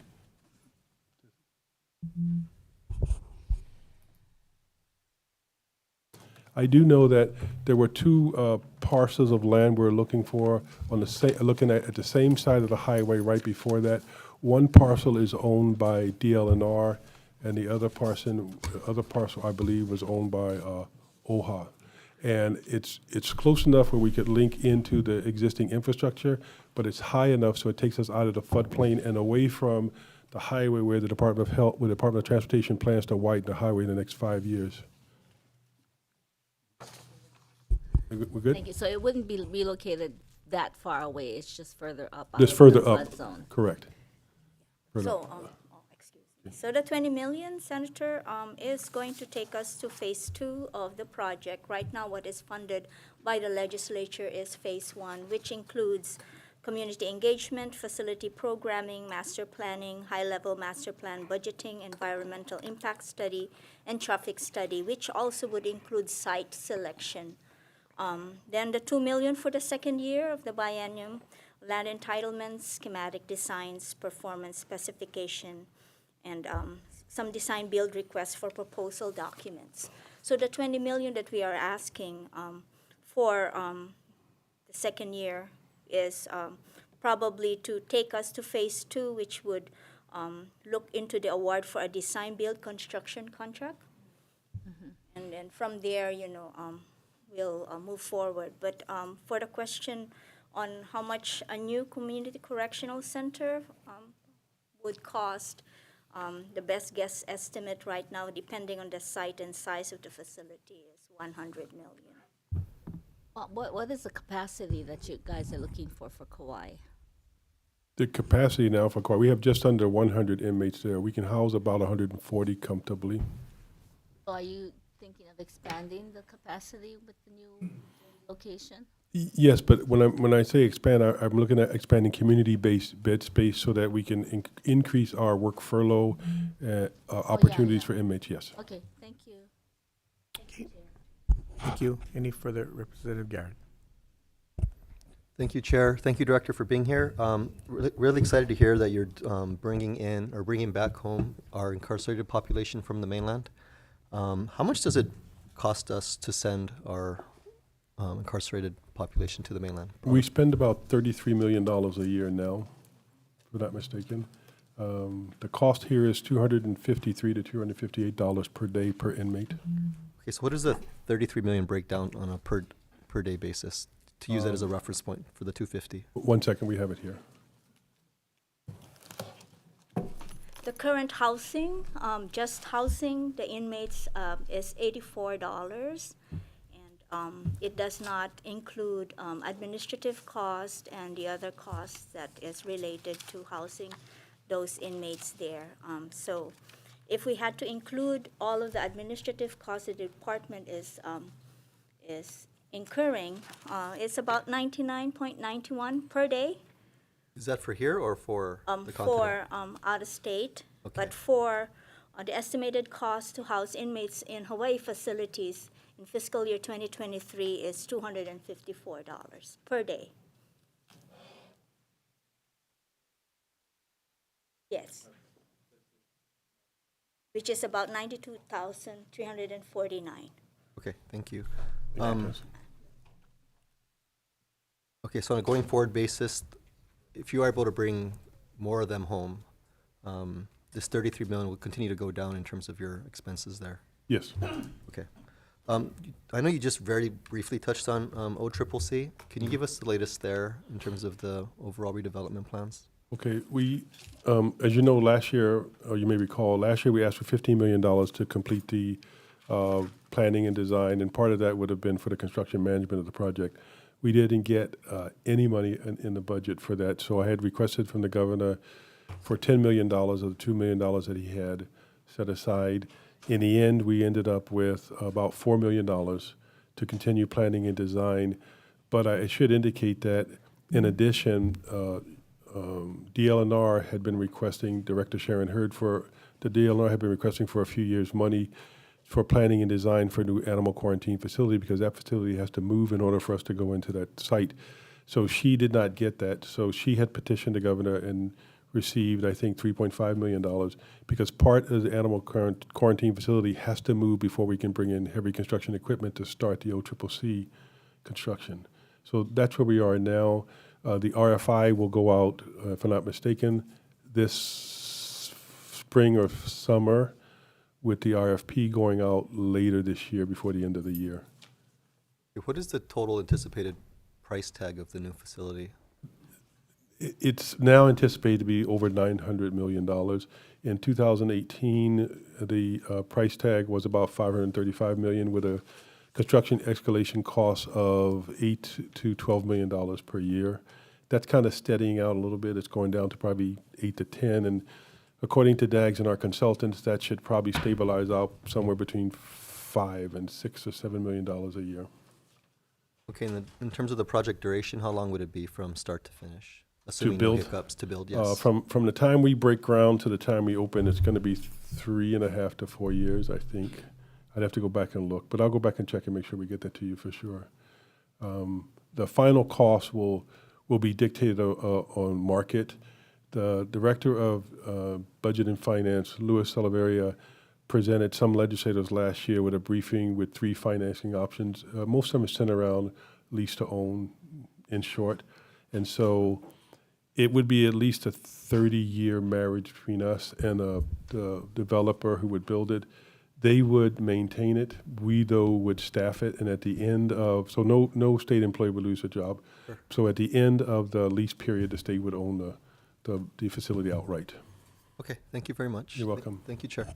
Okay, thank you. Representative, you followed by Keelan. Oh, no, sorry, I just want to follow up on Representative Garrett's questioning. So it's more expensive to bring these inmates home and house them here? Is that? It's yes. Okay, and then the differential was 91 to 225? That's the differential? Well, I think it was 254 okay, versus 91, 99 or something. Okay, and then I want to talk about the CIP projects you have on table 15. So the 10 million you have on line 1, that's just for the design of OCCC?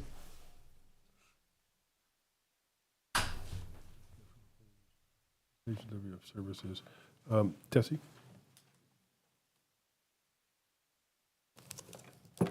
The request for 10 million is actually to continue on in the preparation for the request for proposal. Sorry, what does that mean, continue on?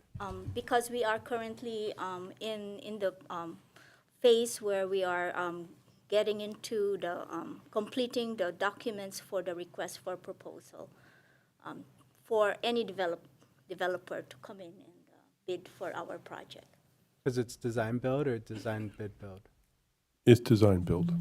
Okay, so you're finishing the design. No, we are in.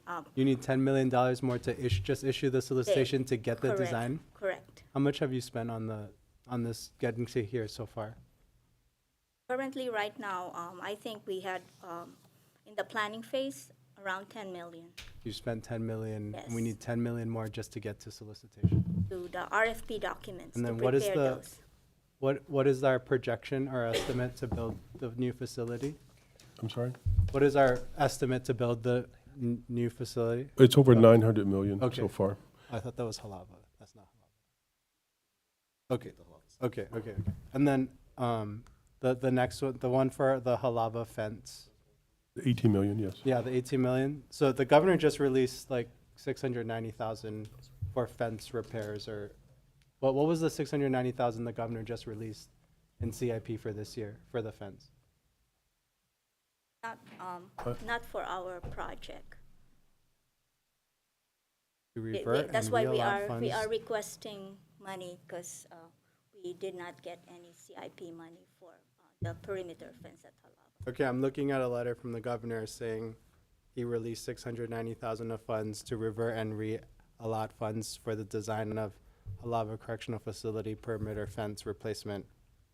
That's part of the executive budget. That's where the governor took the funding in order to support our budget request for supplemental. Okay, so the 690, you're using it for fence repairs?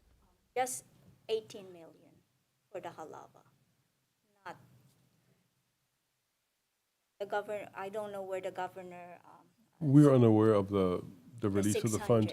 600, Our understanding that the governor was going to claw back all of the previous CIP money because the state needed it to address its 90% cost when FEMA provided services, direct services for Maui, to have cash on hand to pay those bills, and where the state provided direct costs, then the state would be reimbursed 90% by FEMA. So our understanding was that the CIP funds would be clawed back and then reissued to us. Okay, so the 18 million is design and repair? It's to construct a new perimeter fence. Okay, Chair, thank you. Thank you. Representative Kilo. Thank you. And on that subject of the prison facilities, what was OCCC's design for max capacity? The original design? Right. Or when it was Oahu Jail? Ooh, that would have been a Well, long time we can ago. only give you the design bed No. capacity right now, which is 628. That's at what you have right now. That's the Correct. design That's the capacity. design, but the operating bed capacity is 954. And then, How many do we actually have? Currently, right now, as of this January 1st, we have a total of 1,097 inmates at OCCC. So So we in are the- over operating capacity. in the case of over operating capacity, what does that look like? It looks like 3 people to a cell, 1 person sleeping by the toilet. Just that simple. So with that then, when you're looking at the new construction of a facility, what is the ask for? We asked for bed space capacity of over 1,300, and let me explain why. We want to maintain the current work furlough, Lamaka work furlough site across from OCCC, and we want to increase the community-based beds capacity by about 350. And what I want to do is, right now, when there's a probation violator or parole violator, they go back to a hard bed. That hard bed is more expensive. So if we have a community-based bed for them, where we can do an assessment, a reevaluation, and get them back out as quickly as possible, they won't lose, hopefully they won't lose their job, they won't lose a tenuous connectivity with their family, and we don't put them in a more restricted bed where they really don't need to be. And this way, we think we'll have better outcomes. And we may end up reducing the cost because they're not in an expensive cell, they're in a dormitory type setting. So in tandem then with the construction of a new facility, OCCC will serve that purpose? Is that the No, whole- the OCCC would then be demolished. The state would then have an option would have the option to decide to develop that, or use the money, lease it, and use the money from the lease to decide to offset the cost of a new OCCC. That would be up to the state. That would be out of my hands. That would be something that the governor and others would have to make a determination on. So the additional $10 million to continue the feasibility and design of a new facility. Or OCCC, you mean, for the $10 million we're asking Yeah. for? That was for the documents we spoke about. Okay, because I'm just trying to figure out if the construction of the original facility at 600, you made it to 900 beds, and that probably predated the population growth of what we have in the state. Now we're looking at 1.4 million, and you're asking for 1,300, with the overcapacity of about 1,100. Does that match the projection and needs of what we have now? Well, we've done sentence projections based on current laws. And so based on current laws, we would be right on track. The additional bed space I'm proposing to include would be so that we include, instead of having hard beds, we have more community-based beds, so we can get people transitioned out faster. And that those that have hiccups in the community, instead of sending them back to a hard bed like at Halava, we come back in, we do an assessment for risk and needs, we figure out what the hiccup was, and we get them back out there as quickly as possible. So again, so they don't lose their job, they don't lose their continuous connectivity with their family. That also would allow us to spread out some if in the event that we did have another pandemic, because realistically, we will get something in the future for sure. Senator, just to add to Director. It's sorry, I'm not a senator. Oh, I'm sorry. Not yet. No, I don't want to offend. I don't want to. Oh, sorry. I don't want to offend. I don't. Representative. I don't want to offend the yeah, Senate yeah. committee. Just to add to Director, the population forecast was part of the architectural programming, of our current project, and so we had two forecasts already. One was done in 2016 for a 10-year population projection, and it was updated just recently in 2021. And so the bed for male detainees need in 2024 is 1,012. So that's, whatever's the conditions currently right now in the laws in place, that is what the consultants used in order to come up with a population projection. Well, I think because my concern is I don't want the judicial system to come back with a new facility and they're telling us that they don't want to send people to prison because there's no beds. But then if we're building out more beds and then they're going to now still use the same excuse, we then are with our hands tied, right? I'm all for the idea of community beds, right? Mm-hmm. But for some of the crimes that have come through the judicial system and across the mainstream media locally, it's constantly gone back to like the lack of space. So I don't want us to be into a position where we're building something, we don't fortify it for future expansion. Because one thing, right, is about population growth, but I don't know the severity of crimes to come. And I think no matter what population forecast we do or sentencing forecasting, we're not going to know. Because the judicial system now can change in that period of years, Mm-hmm. right? And if it's going to take 3 years of construction, I would rather future fit the building than have to retrofit a building. Right. So this is why when you build a correctional facility, you build it to corrections grade, including the infrastructure. So if you do need to add on down the line, you can.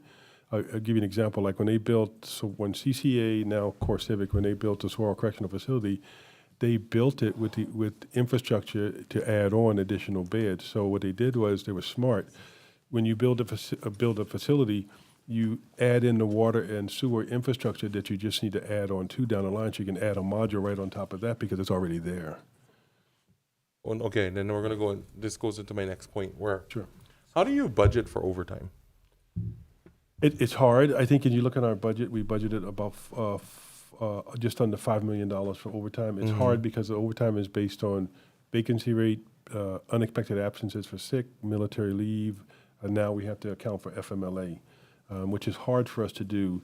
We have 1,535 ACO positions. We have 501 staff members across the department who have approved intermittent FMLA, which means at any time if we say we need you to stay for overtime, they can say, nope, I have FMLA. So now we're forced to keep somebody else for overtime. We do call people to come in. So it's hard to budget for overtime when we have so many vacancies. So when we get to the vacancies, I can explain what we're doing to try to fill the vacancies. Some incentives I talked to the director heard about, Brenna Hashimoto, and that I let the union know that I would be supportive of, that I think would help us address some of the vacancy issues. In regards to the classes that are now coming into your folks' workforce, what has been the retention or turnover per class that you graduate? We don't have the number by class, but I can tell you our retention rate is higher than we'd like. So we're doing a number of things. Wait, higher than you'd like? Not the retention, I'm sorry, the turnover rate is higher than we'd like, I'm sorry. I wish we had a better retention rate. My apologies. Thanks for catching that too. So right now we have an 11-week academy. And so we're looking at reducing the academy to 8 weeks, and they do the 3 weeks as part of an OJT program while they're in a probationary period. Right now, we only do TSD, the Training Services Division here on Oahu. So we did a cost-benefit analysis, and I think we came up with it. We were able to have 6 or more students or cadets on a neighbor island, and we can have a mini academy there. So what that would do, we think, is we'll get more applicants because they're not leaving their families for 11 weeks or 8 weeks. They're not going to be away from their children. They can go home at the end of every day. And we would save money from the per diem and the travel costs because we bring them here, we put them up in the hotel, and we feed them for the entire time they're here. So say we broke ground tomorrow, right, for a new prison facility, 3 years out. Right now you're short staff. You can do 5 classes in 1 year, 3 years you do 15. Is that enough to fully staff a new prison? Well, I think what you have to take into account is the current staff at OCCC would transfer to the new facility. So right now, we have 435 corrections officer positions authorized at OCCC. I think for the design we have currently now we're looking at, the staffing would be a little over 300. So you're reducing staffing? We would be reducing staffing, but those positions wouldn't be eliminated. We would disperse those to fill the vacancies in the other Wahoo positions, in the other Wahoo facilities. So we wouldn't run into the issue then? We wouldn't run into the issue, but just to be clear, because we were not keeping up with our attrition rate, I ordered that we have 6 classes this calendar year. We already have 2 slated. One started later this month in January. We have 35 students. Another starts in late March. We're going to have, late March or early April, we have 38 students so far. We're going to hold 6 classes this year, whereas routinely the state was, PSD, when it was called PSD, was only holding 2 to 3 classes a year. When I came on board in 2020 as a deputy director, in the middle of COVID, we increased the classes because we got hit with 2 things at one time. We got hit with this great tsunami where we had a number of people retiring, and we knew it because DHER told the department it was going to happen in 2017. And 2, we got hit with COVID, so some people who would have normally retired, would have stayed retired. Our retention rate went down, and because of COVID, initially we could not get classes together, but we were able to get classes later on down the line. And let's face it, corrections is not sexy, and we don't pay enough. And so that doesn't help us with today's workforce and younger generation when they're not necessarily looking at what am I going to make or what my retirement is going to look like in 20 or 30 years. They thinking where I'm going to be in 2 or 3 years from now. So we have to make the employment opportunities more attractive for those. So what some of the things we're doing is off the question a little bit, Representative, but we're looking at putting the information on our website regarding the benefit package, because the benefit package for the state is the best in the nation for civil service. We have to tout that. But with that, when I talked to Brenda Hashimoto, we also need to look at raising the pay of corrections officers. When you look at an average cost of a house here is $700,000, and you're going to pay somebody $64,000 coming out of the academy, you just can't afford a home on that. You just can't. And so we also should look at returning step movements to them that were taken away in the late 1990s. But that was an agreement by UPW. So I asked Brenda to take a look at that. We also looked at hiring bonuses where a person would get part of the bonus within 30 days of completing the training, and the other half after they completed a probationary period. And if they did not complete it, we would claw it back on a prorated basis. And also retention bonus, which would be tied to your ability, which would be tied to you coming to work 80% of the time. Here in the state, you earn 14 hours of sick leave and 14 hours of vacation every month. That's 168 hours of vacation and 168 hours of sick leave every year. So if you add that together, literally people can come to work for a little over 9 months and by earning and burning and still get full pay. Our problem is some of our corrections officers, and we have a lot of good staff that come to work every day. We have a lot of good staff, I call them heroes, because they know they come to work, they might get stuck, and the next day is their birthday or their anniversary or child's birthday, they still come to work. But some of our corrections officers with FMLA are coming to work 6.5 to 7 months a year, but getting paid for the full year because they know because of our shortages, we have to call them in to work overtime. So we have to fill our vacancies, and we have to address FMLA. Well, I think to your point, right, you're saying it is in the best interest of the construction of a new facility that's not going to require the same amount of workforce. And to be more efficiently operate, that's correct. Okay. Is it possible if you can consult with DHER on a 5-year trajectory of folks that will become retirement age and what that looks like? Is that a possibility? No, we can. They did it for the department in 2017. Unfortunately, they didn't heed that and increase the classes.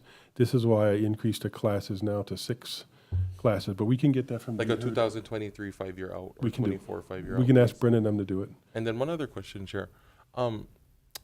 the stories that have come out in regards to what criminal activity happens amongst the jails in regards of illegal substance and items that somehow get there, and sometimes by the folks that work there, what are the checks and balances and systems placed to make sure that there is no import-export of illegal items? Well, we do have at every checkpoint when entering our correctional facilities, you have staff there who are supposed to check the bags. No bags are supposed to come in and not clear plastic bags. That's the first thing. We also have x-ray machines at several of the facilities. Part of the problem with the contraband is this. With a workforce as large as we have, our corrections division alone is larger than the entire judicial branch of government statewide. You're going to have bad apples, and the bad apples will figure out a way to get the drugs in. My job is to make sure we can try to eliminate illegal contraband coming in, but to also prosecute those people who bring it in, whether it's an inmate, contractor, visitor, or staff person. And so far, like we've looked at, we're purchasing mail screening machines. So I don't know if you remember this, about a year and a half ago, we had a problem at Halava. We had 7 inmates that had to go to hospital because they ingested this chemical-soaked paper that came in the mail that somebody sent in and wrote a letter on.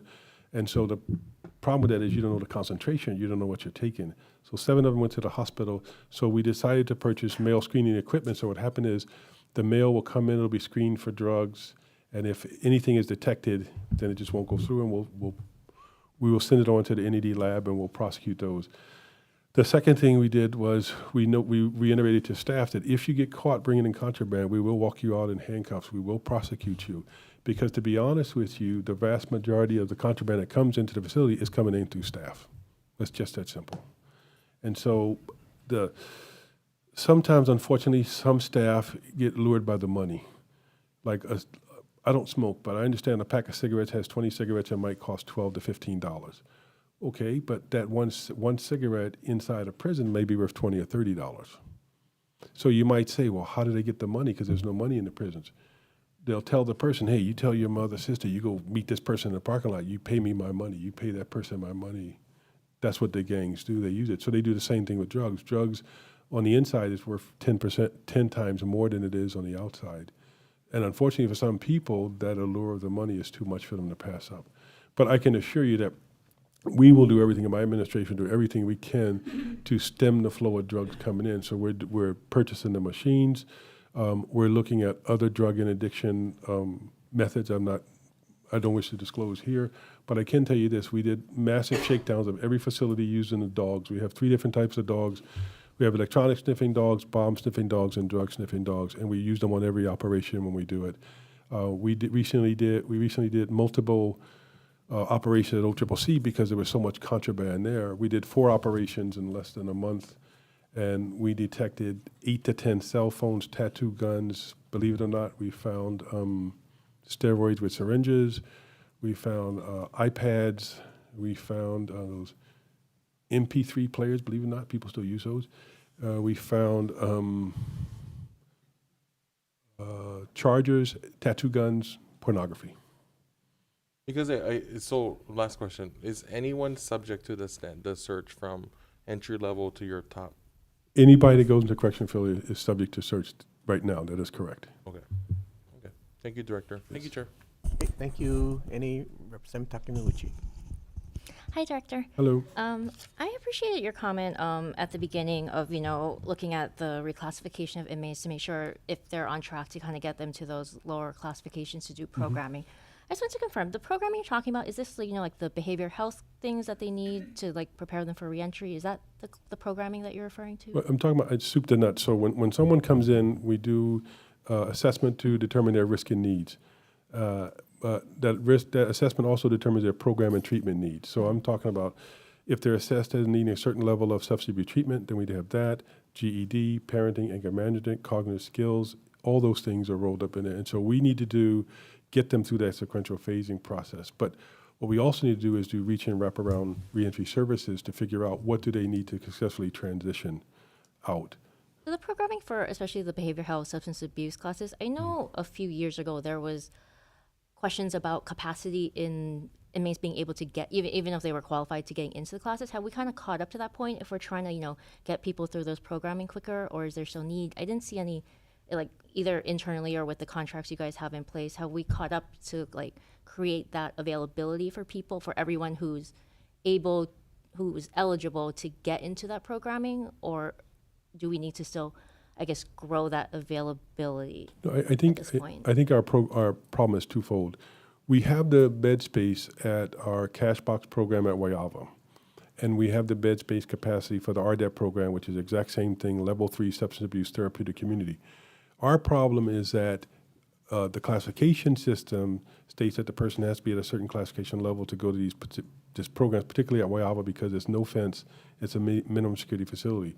So we asked Professor Janet Davidson of Chaminade University to do the classification study so that we can see if we are overclassifying people, because then we could take those people that are sitting on the mainland or at Halava at a higher classification level that don't qualify now. If we are overclassifying them, then we classify them down so they can go to the program much sooner. And that's what I mean. That's part of our multi-pronged approach to address this issue. So now there's space. There's space. There is space at Waiava, yes, in the cash box program. That is correct. Okay. Thank you. You're welcome. Thank you, Chair. Great, thank you. Any further questions? Chair. Okay. Representative Kila actually touched on this. You don't have any in-person visits currently, is that correct? No, that's not correct. Yeah, and you stated that, so obviously, contraband is not coming in from the general public. It would be, like you said, majority of it is coming in through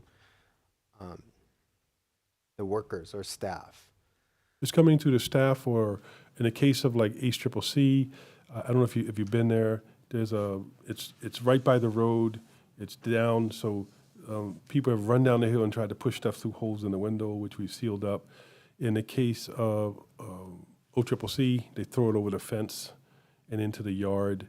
In the case of Kauai and HCCC, they're right by the road, so the cars will go by and they throw it in the bushes. But to answer your original question, we do have contact visits at Waiava, Women's Community Correctional Facility, HCCC, and at KCCC. The rest are non-contact visits where there's a barrier in between the inmate and the person. What do you need? My question is, do you need more resources to prevent stuff from coming in? And what would that be? I think I don't need additional resources at this point. I think we need modern facilities that prevent contraband from coming in through the general public. And we need to tighten up our processes for the staff. I think one of the challenges we have is some of the staff, particularly on the evening shifts, and I just had a discussion with one of the wardens about this, they're not checking the bags like they should for the staff coming in. So I'm telling them, you have to hold these folks accountable. Because we had an incident where we had a staff member was told he could not bring a bag in to a facility because it wasn't a clear bag. He took it back out to his car, but he waited till about 5:44 in the evening and then brought it back when most of the people had gone home. But that officer was still required to check their bag, and he didn't. So we're addressing that now through investigation. So I think it's our own staff sometimes that are allowing these things to come in not knowingly, but they're not doing their job, in short. Okay. Because if they did, we could stem 90% of the drugs coming into the facility. You recently had a fentanyl overdose. Chair, may I ask another question? You recently had a fentanyl overdose, correct? Yes. Can you elaborate on that? Well, we had 2 detainees come into the police department. Our understanding is before they came to us that and I could be wrong, but this is what I heard, a male inmate had left some of the fentanyl behind in the cell which a person picked up, a female inmate picked up, a detainee. They were transported to us. The van was not searched after the transport, and the folks were in the facilities for a few days. An incident occurred. A person went to the hospital. Both went to the hospital. One passed away. At that time, they x-rayed the inmate. He did have some contraband inserted in the body cavity. They were able to get that out. He came back to the facility. He got sick. He was getting sick, so we took him back to the hospital where there was more drugs in condoms in his body. And so, initially, I think the x-ray could have been more thorough. We don't have that capability at the facility. And two, I think, and I talked to the warden about this, is we need to go, they should have followed basic 101.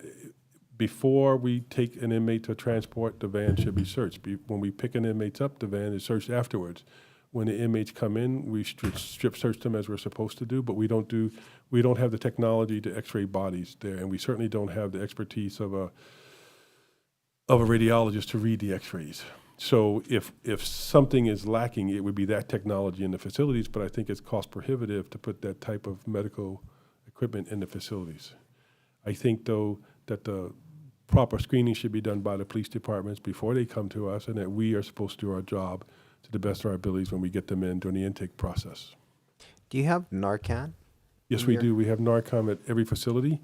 We also place Narcan vending machines in the lobby of every facility that's free, that anybody can take.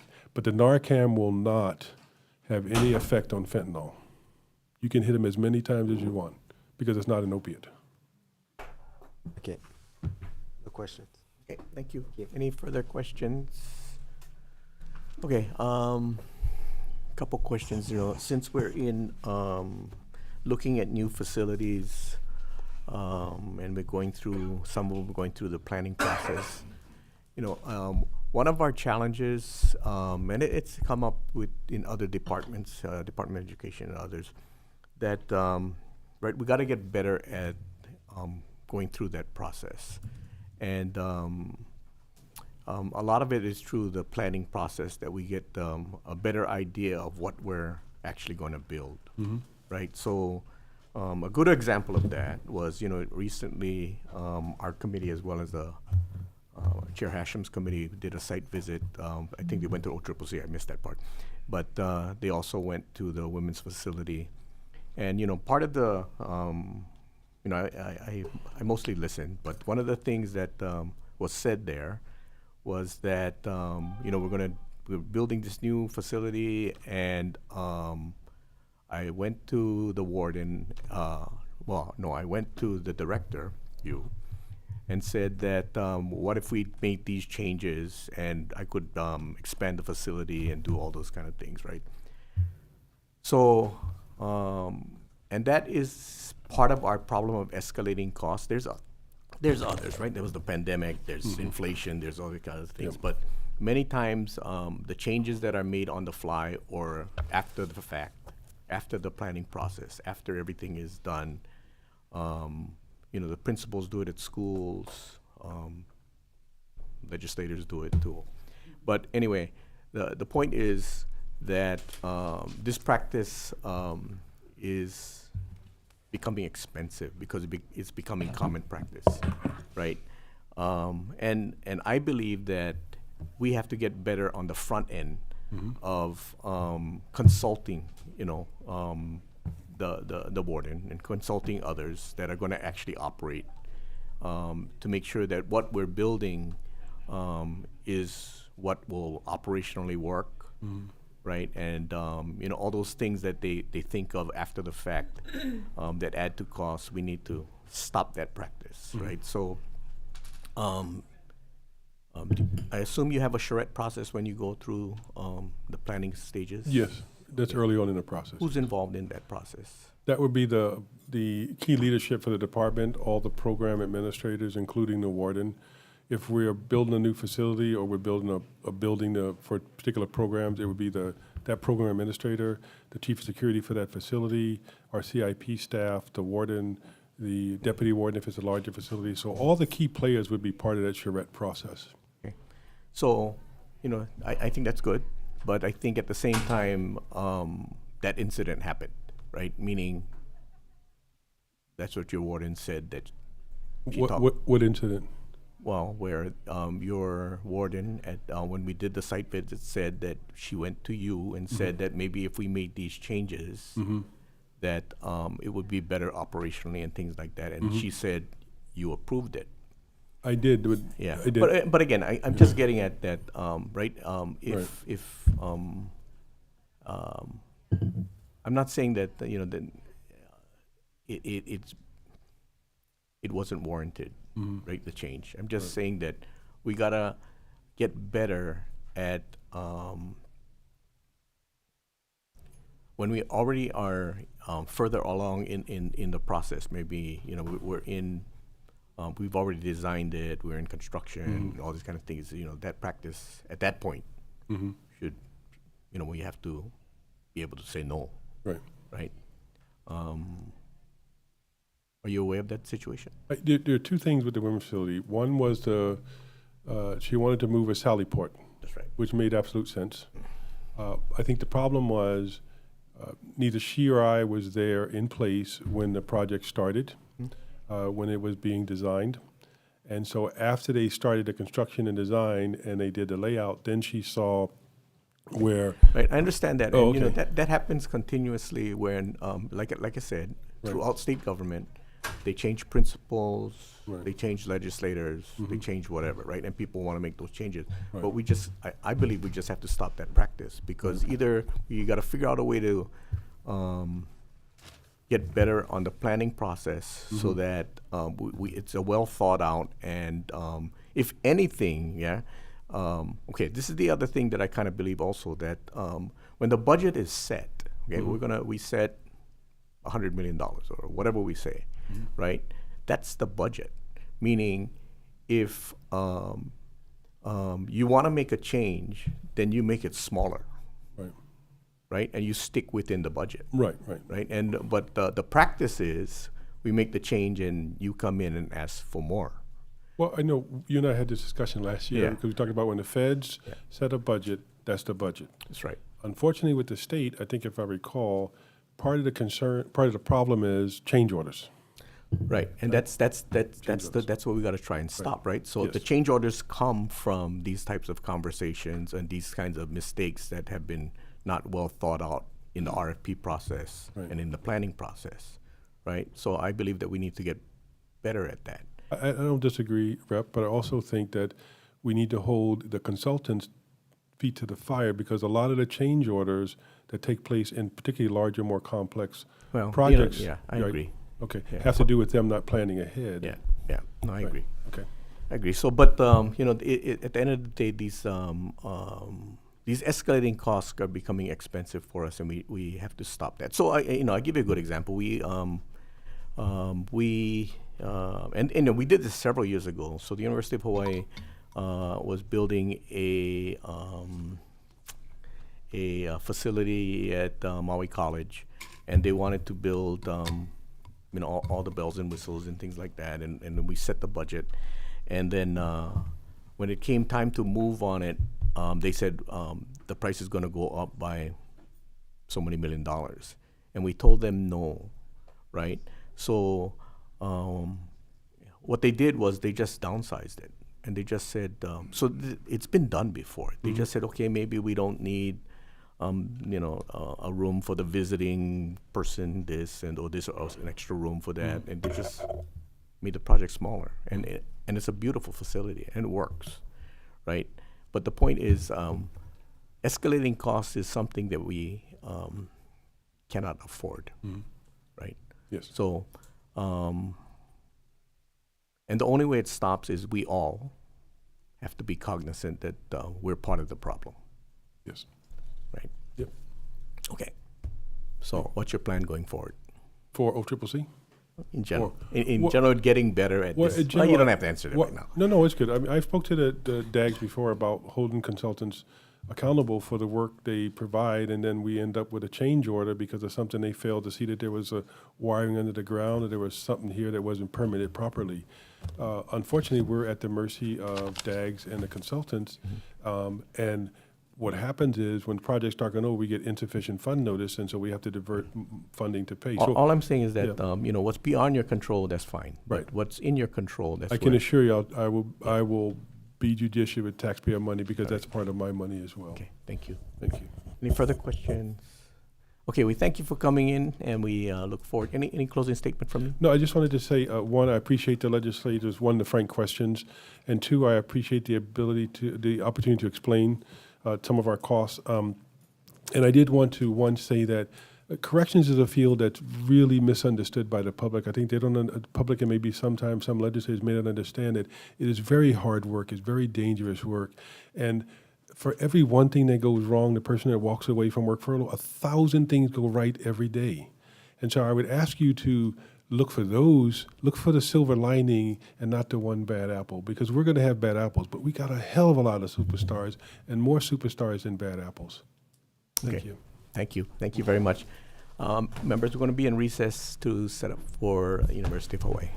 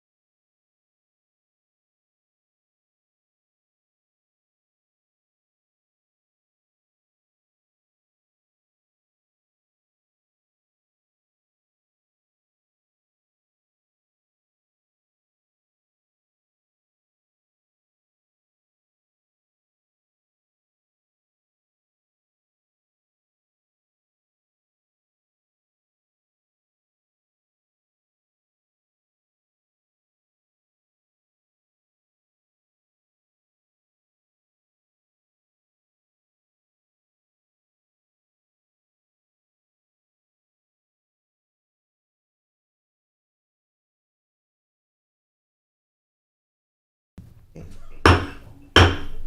we're going to reconvene the Committee on Finance and continue with our. Mic's on. We're going to continue with our budget briefing. Next up is the University of Hawaii.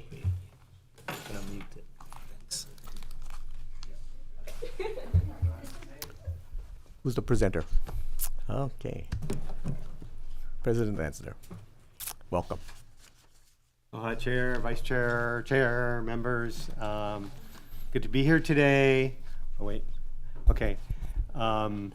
We have a brief slide presentation to introduce where we are, and in particular, our budget request. So I think the slides have also been provided, so I'll try to go through them quickly and leave so you can get right into questions. We are often asked about our vision. So Because this is, usually we have you introduce your team. Oh. Yeah. Okay. Yeah. Hi, David Lassner, President of UH, Vice President of, oh, it's hard to do from my shaka distance. Vice President for Budget and Finance and CFO, Calvert Young, Vice President for Administration, Jan Govea, Vice President for Community Colleges, Erica LaCroix. Vice President for Research and Innovation, Basilis Sirmos. Vice President for Legal Affairs and General Counsel, Kerry Okinaga. Vice President for IT and Chief Information Officer, Gary Yoshimi. Vice President for Academic Strategy, Deb Halbert. Chancellors, let's do chancellors. Chancellor Louis Hokoana from Maui College. Chancellor Maynette Benham from UH West Oahu, Chancellor Bonnie Irwin from UH Hilo, Chancellor Artis Eschenberg from Windward Community College. Yes. Chancellor Misaki Takabayashi from Kapiolani Community College.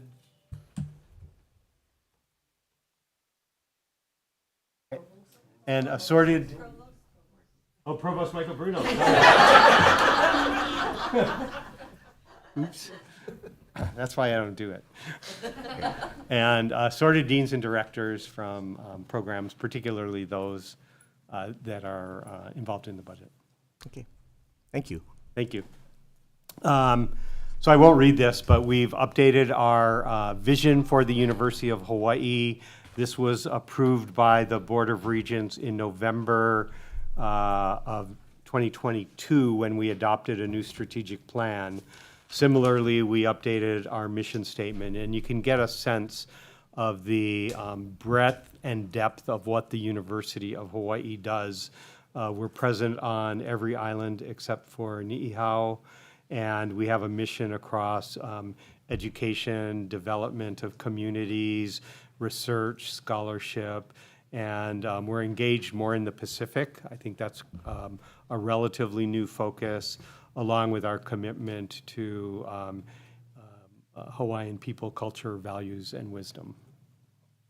The plan has these 4 imperatives, and I think we briefed you last year on that, so I won't say much more, but this is our focus of our strategies moving forward for the university. So other factors that we considered in developing our budget this year, I'll just mention these 5 to give you a sense of where we are. We're extraordinarily fortunate that none of our UH facilities were damaged in the wildfires, but the impact was pretty great, especially on Maui and for Maui College and their engagement in the community. We actually have set up a new webpage to share all the stories we've been telling about the work we've been doing, and we can happily send that to you. That's only been up for about a week. Our direct costs, we're not coming in and asking for money to cover costs. Most of the impacts will be reimbursed by FEMA for the support we provided. Where we are really also engaged, I think, unlike other groups, is on trying to get Maui kids impacted by the fires into college and to support the Maui kids who are in college so that they complete their education, especially those who lost homes, their families lost jobs, and so forth. Tuition has been very close to frozen for a very extended period. We had no increases. In fact, we had decreases in our last multi-year tuition schedule. In just over a year ago, or just, I guess, under a year ago, the board approved a new 4-year tuition schedule. The only increases are at the universities in the second 2 years of the schedule. So frozen this year, frozen next year, and 2% increase per year really to cope with inflation. No increases at the community colleges, recognizing the importance of keeping them affordable. There was also an increase at the law school to support increased costs of legal education and maintaining their accreditation. Enrollment is doing well after a number of years leading up to the pandemic in which we saw significant shrinkage. These are the numbers for fall that we've reported on publicly. You can see community colleges in Manoa have been strong in headcount enrollment. Normally we use fall as the metric, but we're looking now, classes started on Monday at our campuses, and so we can see our spring numbers, and you can see they're up even more than the fall numbers, which is great. That's usually a sign of improved retention, and then some of it is increased early college. Each of our early college students also counts as a registered UH student taking credit classes. A few things we're really proud of, and again, in the interest of keeping it brief, we've made a significant pivot in the way we do fundraising and the relationship between the UH Foundation and the University of Hawaii. And so we set a third consecutive year of over $100 million raised. We also set a new record for extramural funding. This is primarily federal funds. Some of it comes from other funding agencies paying us to do work that they think is important. And so this is pretty astonishing. It's $500 million coming into UH. And these two numbers I think of as votes of confidence of other stakeholders. We love the support we receive from the legislature. You are our critical funder for all the work we do to serve students. But these are investments made by others who believe in the University of Hawaii and the work of all of the people you see behind you and the people they work with on their campuses and in their offices. I just wanted to highlight one grant or one extramurally funded project only, and this is interesting. This Good Jobs Hawaii is not a single project. It actually brings together a number of federal grants and philanthropic grants to the community college system. It's about $35 million in total to offer free training to enable Hawaii residents to upskill and earn industry credentials in these targeted industries that we identified with community partners as areas where employers have need for skilled workers. We will be talking about our CIP budget request, so we just wanted to highlight 3 projects quickly. The first 2 are really interesting because we started trying to crack the code on public-private partnerships, or P3s, I think my first year as president, so about 10 years ago. And it's really hard, and I think it's one of the reasons that you see so few successful P3 projects in the state. And we do believe we figured this out. Our first successful student residence developed through a P3 partnership involving the UH Foundation, in fact, opened this fall and is essentially fully occupied. That's in the old Y across the street from campus, across the street from Architecture and Scheidler College of Business. We have now broken ground also on a second project, and this one is residences for graduate students. And this is interesting. It's the first housing project we've developed for graduate students. It will be a P3 project also. And this is on the parcel of land that we spent a couple of years managing to get transferred to UH after the federal government stopped using it. It's the old National Marine Fisheries Service building next to East West Center. So we're very optimistic about the use of this technique throughout the system as we've figured out how to do it. And then we're also renovating Sinclair Library and turning that into a student success center. I don't know what it's doing.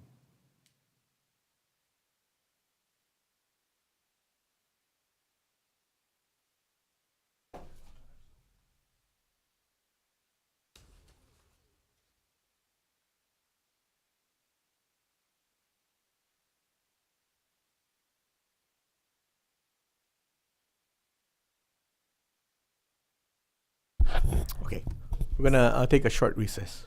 Recess.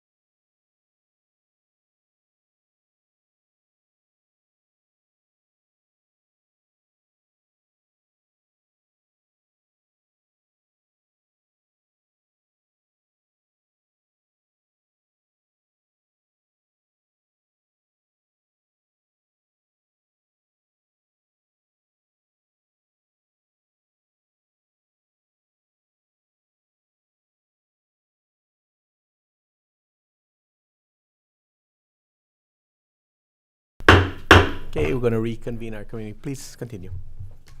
Thank you.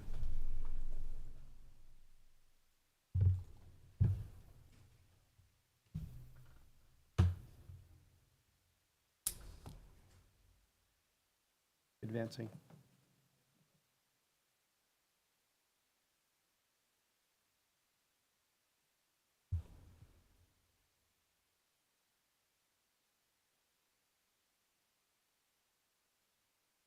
There we go. Okay, thanks. Okay, so into the budget. First, operating budget.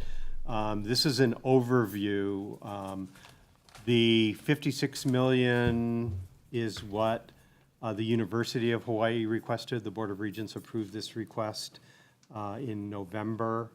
The next columns show what the governor included in his budget, and I'll highlight each of these areas in the next slide. I think a key takeaway is that even of the 56 million, 24.8 of it is already in our current operating budget, but it is not in our base budget. So we're requesting that just be reappropriated and put into our base budget. Otherwise, that would represent a $24.8 million cut to our current operations. And the governor did support those, so 24.8 of the 28.6 that you see that was approved by the governor is current. So this is that key item. This represents the restoration, and you can see the dollar breakdowns. We just want these restored in our base budget. These are for all of our major operating units except the community colleges had previously been fully restored, and for athletics at both UH Manoa and UH Hilo. These are some requests relating to prior appropriations. So this is where annual activities were only partially funded in the initial year. And then we have a few pieces of legislation here that were not either funded at all or were not correctly funded with new money. So these are, again, previous legislative actions. You can see what they were that we would like to have funded in this operating budget. This is our highest priority request for new money. This is the Hawaii Promise Program. It's a scholarship program that helps students with financial need. Those are those who get Pell Grants. This fills in the gap between their Pell Award and the tuition fees and direct cost of education. So it does not cover things like room and board, but the direct cost of education. We established this program at the community colleges. It has been extremely successful. There is $3.7 million in current funds that are not in the base at the community colleges, so we're requesting that those be fully funded with general funds. We also would like to extend this program to the 3 universities.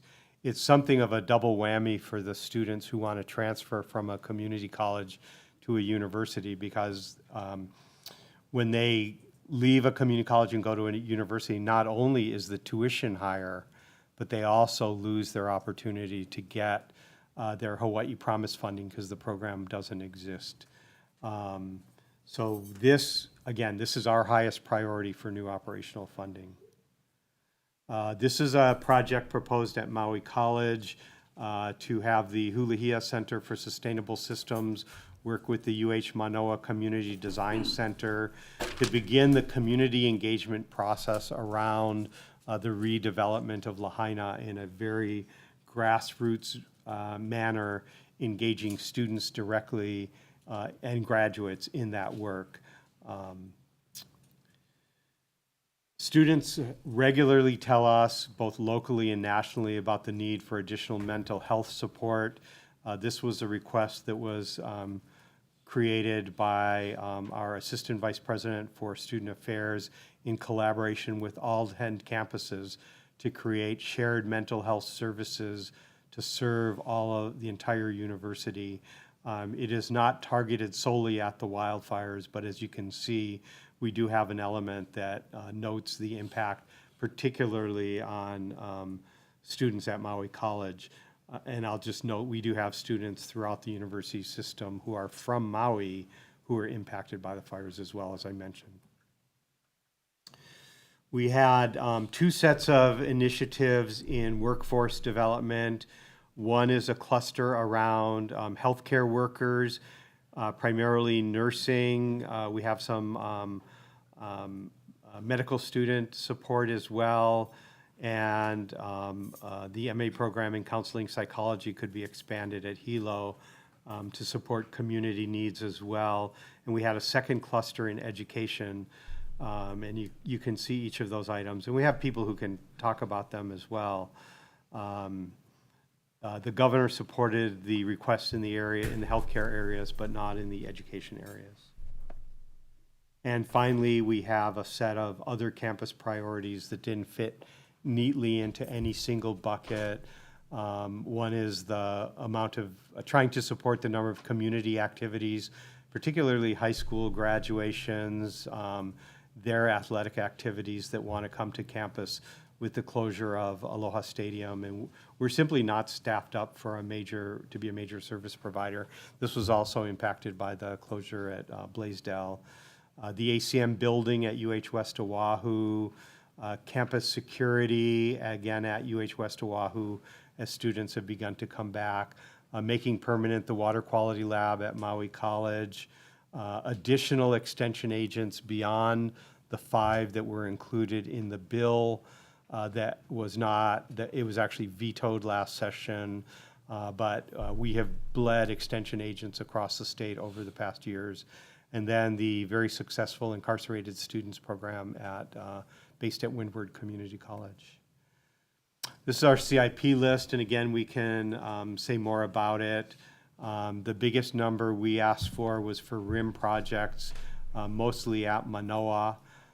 We have also requested support for student housing at Manoa, $40 million for the general improvements across the student housing, and $80 million to invest in Halinoolani.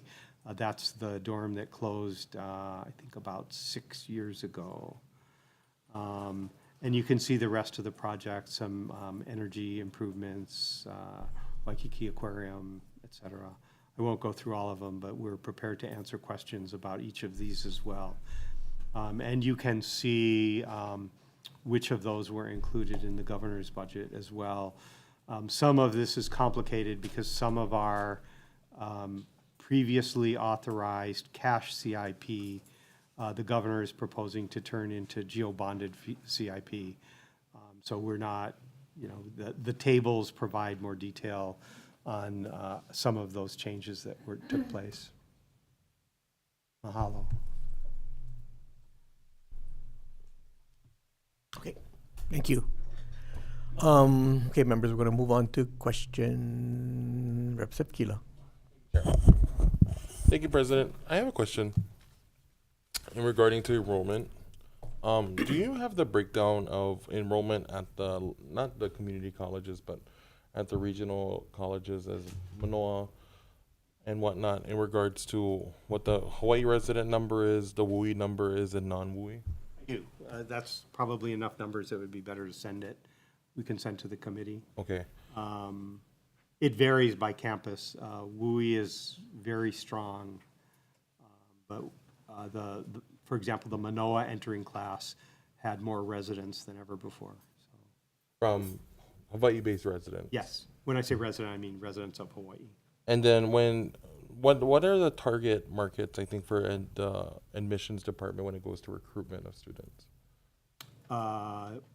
The state is our highest priority, both Hawaii, UH West Oahu, and UH Hilo, and they can say more, but both of them focus on their communities, although Oahu students often like to go to Hilo for the kind of the experience of getting away from home and some of the unique programs that are available there. Both are also targeting UH Hilo in particular with its student residents can target continental U.S., Pacific as well, and UH West Oahu has unrolled a couple of programs to bring in students from the Philippines, Japan, also Pacific Islanders, and has an arrangement with Tokai to share use of the student residents there.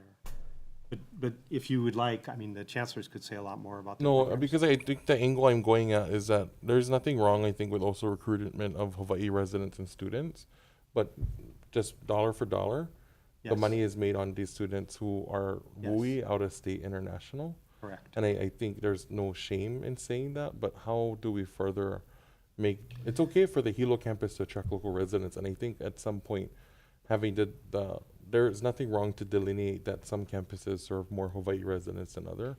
And so if Manoa becomes with that regional campus where folks from internationally across the country go, I think that's fine. But when I'm looking at like deficits and whatnot, I don't think it's wrong for us to. We completely agree. And none of us are ashamed of recruiting. The way I'd say it is this, and we have just been looking at our policy in this area. We are committed to accept every local resident that we can attract, every one of them. And we also want to attract students from other places, but we will never displace a Hawaii resident who's qualified to attend. And fortunately, we have the capacity that that's not an issue. But I'll just give you an example. At Manoa, we recently hired a new position that we created through our reorg for an assistant provost for global engagement. And we're absolutely looking at how to up our game in recruitment, working closely with the admissions and recruiting people. And then to my next question, I think regarding workforce needs, when UHero came before us, they mentioned something that I think if I was in your position, I wouldn't say I'd necessarily be offended, but what needs to be done for Maui, they didn't reference any UH system. They referenced CNHA and the work that they're doing. So in response to, I think, the changing needs, how has the UH systems... I actually, in this case, I really do want to call up Chancellor Hokoano. Okay. Talk about workforce development in response to the fire. Right, because I think some of the preliminary numbers is that they need 200 CDL drivers, I think, for Maui right now. And so how do our regional colleges serve that need? Yes, so we're all in that space already. So we're already doing the CNHA, which, I mean, the CDL driving. What's interesting is they're all working there. So We opened the class, and the class is relatively small, so there is work to be done, actually, in school bus drivers, so we're working on that part. But we're working collaboratively with CNHA to provide job training. But, you know, that's our business. We've been doing it forever, and we will continue doing it forever. And we're looking at increasing the amount of apprenticeship training. So we met with all the other unions to try to see how to expand that, right? To move from right now we're about 300 apprentice trainers on campus right now. We want to expand that to 600, and we kind of figured out a pathway of how to get there. And since you're up here, Chancellor Louis, Yeah. I have a question. I must say I was really impressed when we visited your folks' campus and innovation center. Where are you folks at now with that? Yep. So we're expanding that. You guys should come do a visit again because there's a lot of action going on in there, and we're grateful for the support that came from actually the House and from Representative Yamashita. So what we thought was going to happen is actually happening, right? So they're growing product on Maui, taking that product, creating a value-added product, and then sending it out. One of the newest products that they're doing is actually taking some of that coffee and putting them in K-cups and actually putting them in all the Ritz-Carlton hotel rooms. So that's kind of an innovative way of stimulating that coffee market and actually creating more jobs on the island. Right, because I'm just looking at the reality of where we're at, right? Especially for students in Leeward Oahu. They might not be ready for a 4-year degree, let alone a 2-year degree. But for some of the positions that are being required, they don't need the degree, but they need those certificates. How does Leeward Community College and UH West Oahu, not just one, service the populations that you folks already attained to, but the ones that are non-traditional, where they're failing their SAT, they're failing the ACT, but toe in toe, they would pass any certificate to be in the workforce for labor. And I know every chancellor in this room would agree the right fit, right, for the right student. All we really want is for our citizens here in Hawaii to get a good paying job so they can support themselves and their families and this community. So we are all definitely working in that area, helping them just find the right fit, right? So if it's a construction job, and they can earn a living wage over there, but we do want to make sure that the training that we get them into provides them with a living wage. And I would even say that too, right? If we don't, I think, divest from, I know the purpose of colleges is those 2 4-year degrees. When there's a national decline, I think, of 4-year degrees across the country. And in some ways, the perpetuation of poverty and debt is within 4-year and 2-year degrees, when vice versa, you can put our Hawaii residents into these certificates that pay dollar for dollar more than any job that's qualified. I look to the system of UH to be that life changer, right? And I know you folks are doing it, but I just have to say that out loud. But thank you, Chancellor Louis. Thank you. And then I have one more question, President Lasner. Can I just make a comment about your Yes. last remark? We are absolutely all in on the education and training we provide that does not lead to a degree.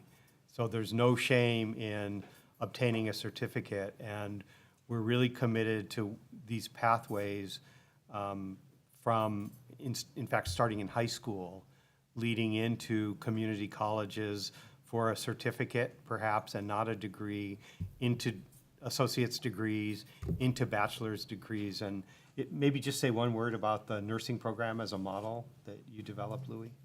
Right, so looking at the statewide project, taking our current CNAs and actually training them up to be LPNs, right? So we've heard here, right here actually on Oahu, where there was a CNA, who was a CNA for 10 years and actually never took the opportunity to upskill, to upgrade, to become an LPN. So working with Kaiser and them actually providing the instructors for these students, and they were actually learning.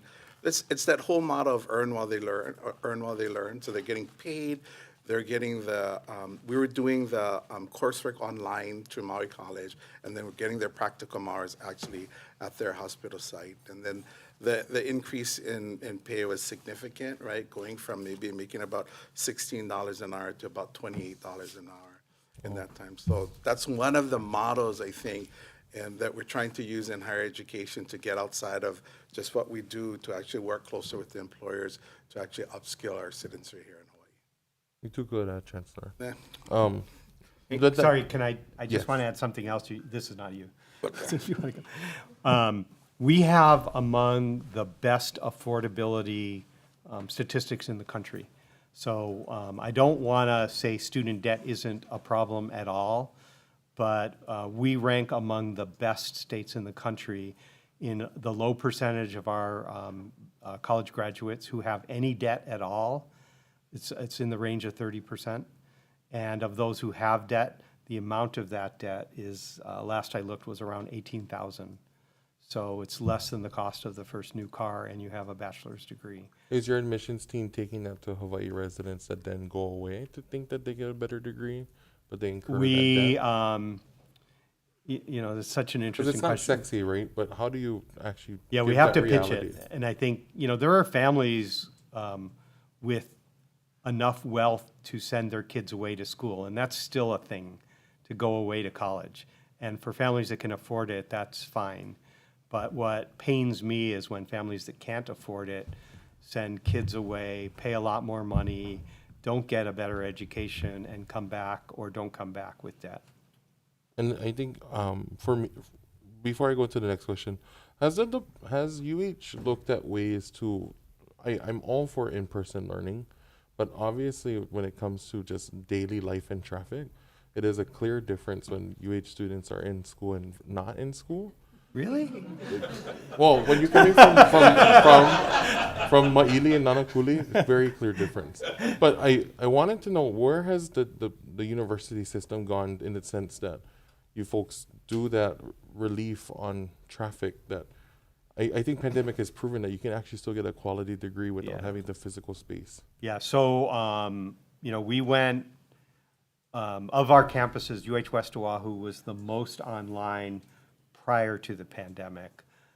Since coming back from the pandemic, you know, then we went to, you know, 98% online. We came back to an environment, and it's settling down to more in person, I'd say, every semester now. UH West Oahu is still probably half online-ish again. Manoa is about, what did we say, 85% in person, ballpark? And it depends how you measure it, but one of the things we look at is what percentage of our students, and we can provide this, we have a table, what percentage of our students are enrolled in a class that requires them to, at least one class that requires them to be on campus at least once a week. But we also have large numbers of students who pursue entire degrees online as well. I got an email last week from a physician in Guam who is angry that we don't teach glass classes online for him. Glass. Art classes in glass. So I'm just telling you. Well, because I think Yeah. like Chair Yamashita has pushed the commodification of state offices and how much we subsidize in rental space. And when I look at the university system, in regards to wear and tear, if there are things that don't have to be physically done online, and the foot traffic that comes to the campus, and let alone road traffic, right? Those are inadvertently long ways to reduce some of those. I mean, costs. we have interesting, and the chancellors are wrestling with this with their deans, is really being responsive to students. And it isn't always predictable. When we came back from the pandemic, some students wanted to get all, or their parents wanted to get all back to campus. Some are unhappy that, you know, I can't still get everything I want online. So we're wrestling through how to schedule accordingly. The world is not, maybe this is the most important takeaway, the world is not divided into online learners and in-person learners in higher education. It is really, I mean, we have students in our dormitories who take online classes because they prefer, and not all online, but they might take 3 in person and 1 online because they like the modality, they like the instructor. So this messy, mixed world is really where most of it is. But we are also committed to continue to develop more online degree programs, primarily to serve students for whom coming to campus is not a viable option. Well, not just serving students, right? Like that's a regional tool for you to take across the country in sense of recruitment and even, I would say, tuition dollars. Yep. because that's a whole different coursework, but course fees you can assess differently. I probably don't have this number at the top of your head, but if there's a way, the Good Jobs Hawaii program, how many students have gone through that? And if there's a way you can share that with the committee if you don't have it. And how best can students access those programs? I believe it's about over 3,000. Erica LaCroix, Vice President for Community Colleges.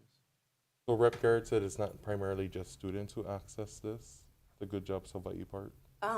Could be non-credit training, students that are looking to just upskill in a certain area to move into a new position. But the university facilitates that program? Yes. So how is it determined then a student is eligible for that? Is we it based have- on the specific coursework? Right, so we have different entry points for the CCs. So we have complete degree-seeking students, but we do a lot of non-credit. So our non-credit could vary anywhere from a couple hours of training to weeks of training, just depending on what that is. And then in tandem, is that another recruiting thing that you folks do? Yes. Yeah. Yeah, So- so if we can launch them on a pathway, yeah, that's Right. the pathway idea that I mentioned. Yeah. Thank you. Thank you, President Lesnar. Thank you, We, Chair. we call them students, even if they're, like, you decide you want to come back for a CDL, you're a student. No CDL for me, but thank you. Thank you, Chair. Okay, thank you very much. Members, any further questions? Representative Kobayashi, followed by IU, followed by Garrett. Given that you did not know what the governor would approve and disapprove, given the commotion in the Senate about CIP for student housing, do you still stand by your requests? Yes. Thank you. Number two, is the tuition freeze set in stone? Because your cuts are dramatic and huge. Cuts are not dramatic if we, I mean, the if our governor's budget is cuts. stabilized. I mean, The it's a governor's 20, cuts are again, big. 24 million, which the governor did support, is our current operating budget. So if that 24 plus gets approved, then we are not facing a cut next year. Okay, thank you.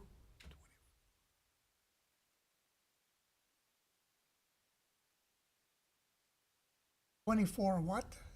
Well, I'm not on the screen again, but, so that would be the restoration, the first item. Oh, I Plus see. the 3.7 million for the community I see. colleges for Hawaii Promise.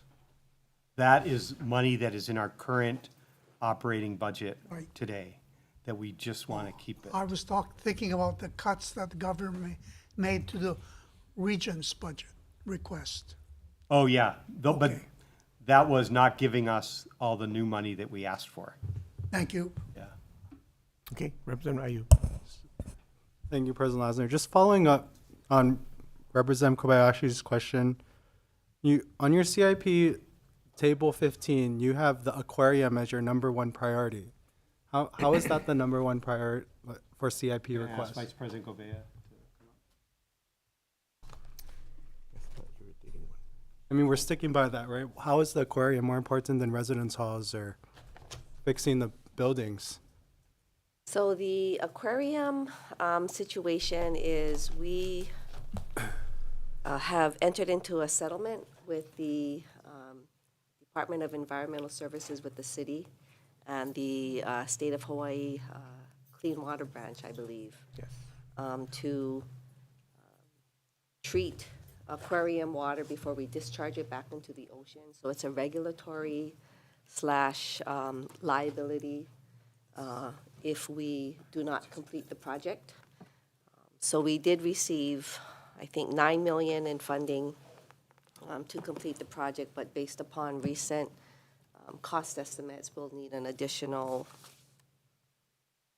$6 million or so. yeah, I think, it's another $9 million Okay. to complete it. So it's actually a fairly complex project where we will need to bring in ocean water, so we have to drill an intake well as well as a discharge well. And so it's a fairly complex treatment system that is subject to deadlines and penalties if we don't meet them. So that's primarily why it was. Okay, so if the legislature doesn't fund that money, where are you going to get the money to meet that? That's a good question. I think we'd have to look internally and Okay. reprioritize. Okay. So going to table 11, you've got 17 positions here that you said you expected to fill on January 1st, 2024. Have any of those been filled? Okay, how many, which ones?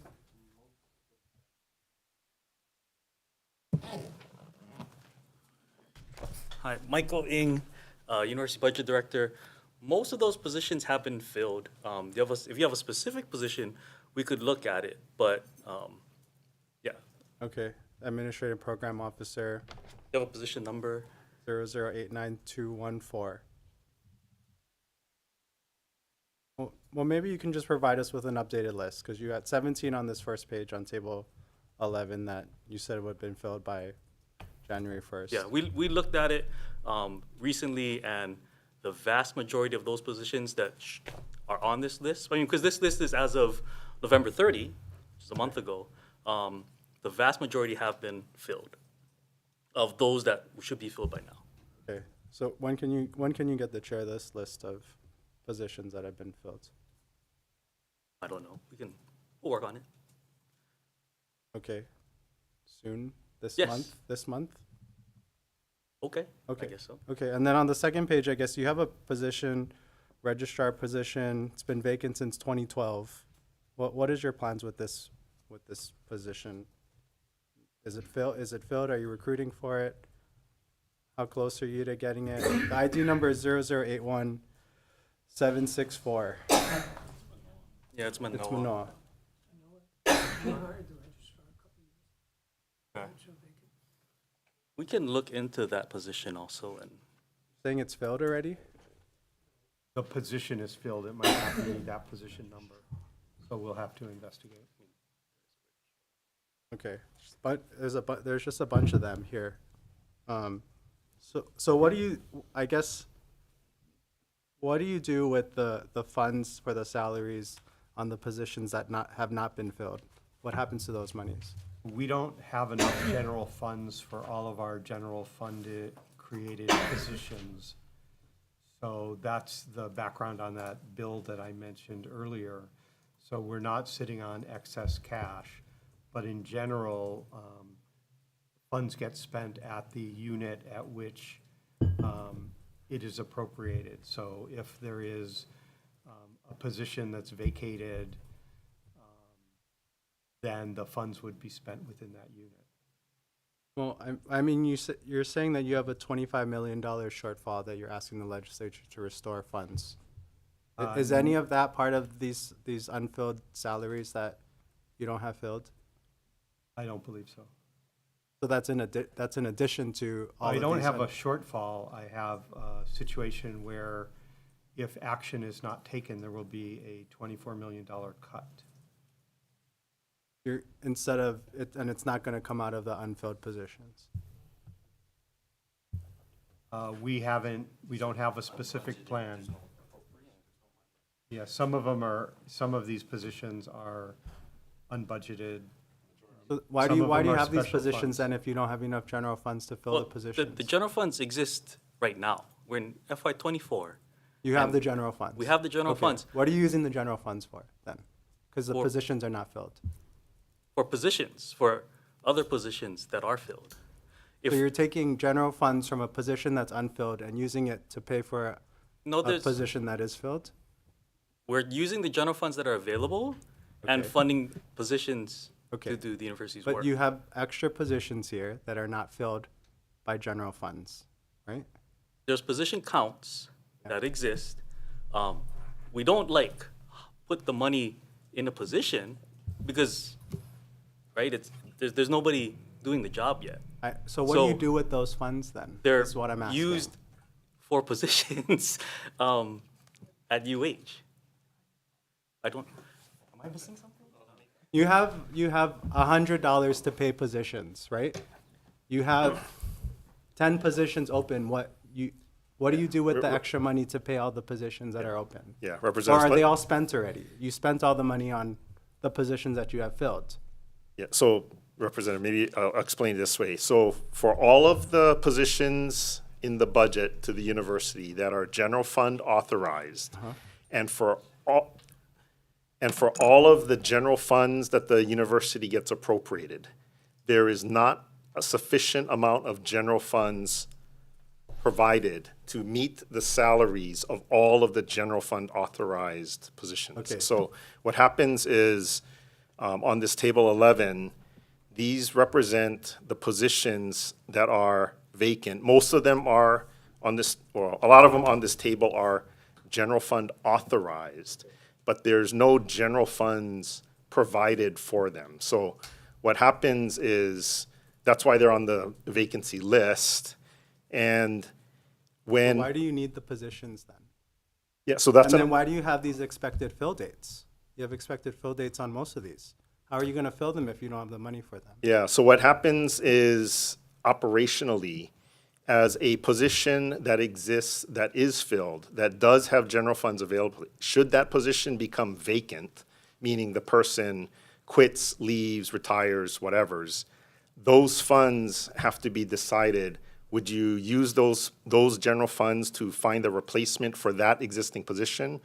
Or can those funds from that position be redeployed either into a currently vacant but unfunded general fund position or some other position? So those are decisions that happen along the way. So it's basically attrition and rotation, or turnover, if you will, plays a role in terms of how campuses would decide when they could fill these positions.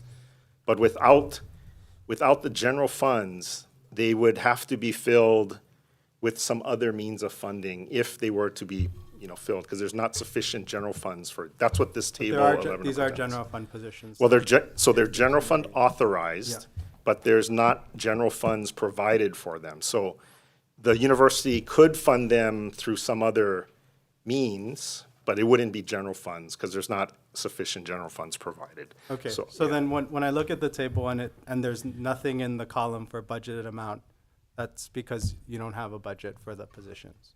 we don't have general funds available for those positions. That's right. Okay. So then let me go to the next table, table 12. So these positions you filled in other ways. These you are created in other ways. Yes. Okay. How come you didn't use the positions you already had, and you instead created these positions under Chapter 3774? Yeah, so there's two primary reasons. The first being these are all, most of them, in fact, vast majority of them are method of funding, MOF, other than A. A is general funds. So these have to be created outside of the budget because the budget didn't establish them, meaning the legislature didn't identify these positions in the budget or provide funding for them. The other reason is that if the legislature were to fund or create a purpose and or the position, but not within the budget. So for example, would be like an appropriation bill or a bill that establishes mandates a function or program within the University of Hawaii, but it's not the budget bill itself. And you don't provide the actual position count, or you don't provide funding for it. So if you want, for that program to actually exist, the university would have to create a position. But in creating the position, and the university does have authority to create a position, but it cannot create a position with general funds because none have been provided. Cannot create it via general fund authorization because that also has not been provided. And so what the university does have the authority to do is we can create it as a temporary. So in the column that's T/P, most of these are all temporary, which when I look at it probably means that they were legislative programs that were created by via a bill, not the budget.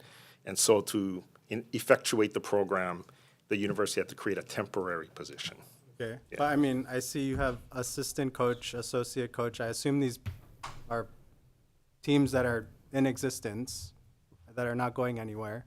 So these aren't temporary positions, though. You're going to need them permanently.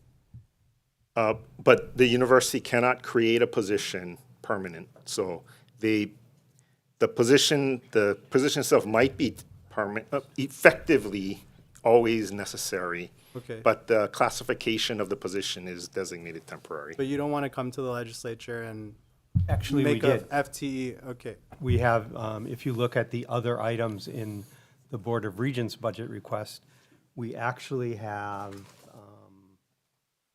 the item called Other Campus Priorities. There's a request for 43 positions specifically for athletics for exactly the situation that you spoke about. Okay. Yeah, so to be clear, that particular line item is not to create new positions per se. They currently exist and they would be But we want them items as on, general like funding. on this table, but just to Yeah. move them over into the budget so that they can be made permanent. That would be the approach that you're Okay. contemplating. No one's here from the Board of Regents, I guess. I saw President Abercrombie yesterday, but he, There was a. Governor, excuse me, Governor Abercrombie. There was a specific. There was a specific request from the WAM committee the day before the hearing, the afternoon before the hearing, to invite regents. We did not get that request from the finance committee. Sure, did we invite all the deans and everyone too? We invited them in general. Okay. So who's representing the regents for the regents budget? That's you, That's the- President? Okay. Yes. Okay. I do want to talk about a little bit about Hale Noelani. When was the decision to take Hale Noelani made? Who? To take it offline, when did we make that decision? And who made that decision?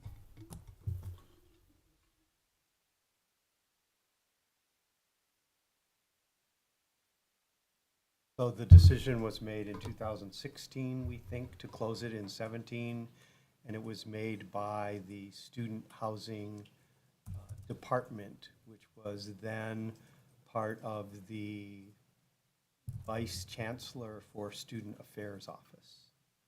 And the Student Housing Department, department head? I'm not Who sure in- who was the head at that time. Okay. But the last head retired last year. Okay, and they made this decision just unilaterally to take it offline? As best I can tell, yes. So no one else at the university asked why we're taking 800 units offline in 2016? No one said, why are we taking 800 student housing units offline? It was all the student housing department head. I'm not aware of anyone. Okay.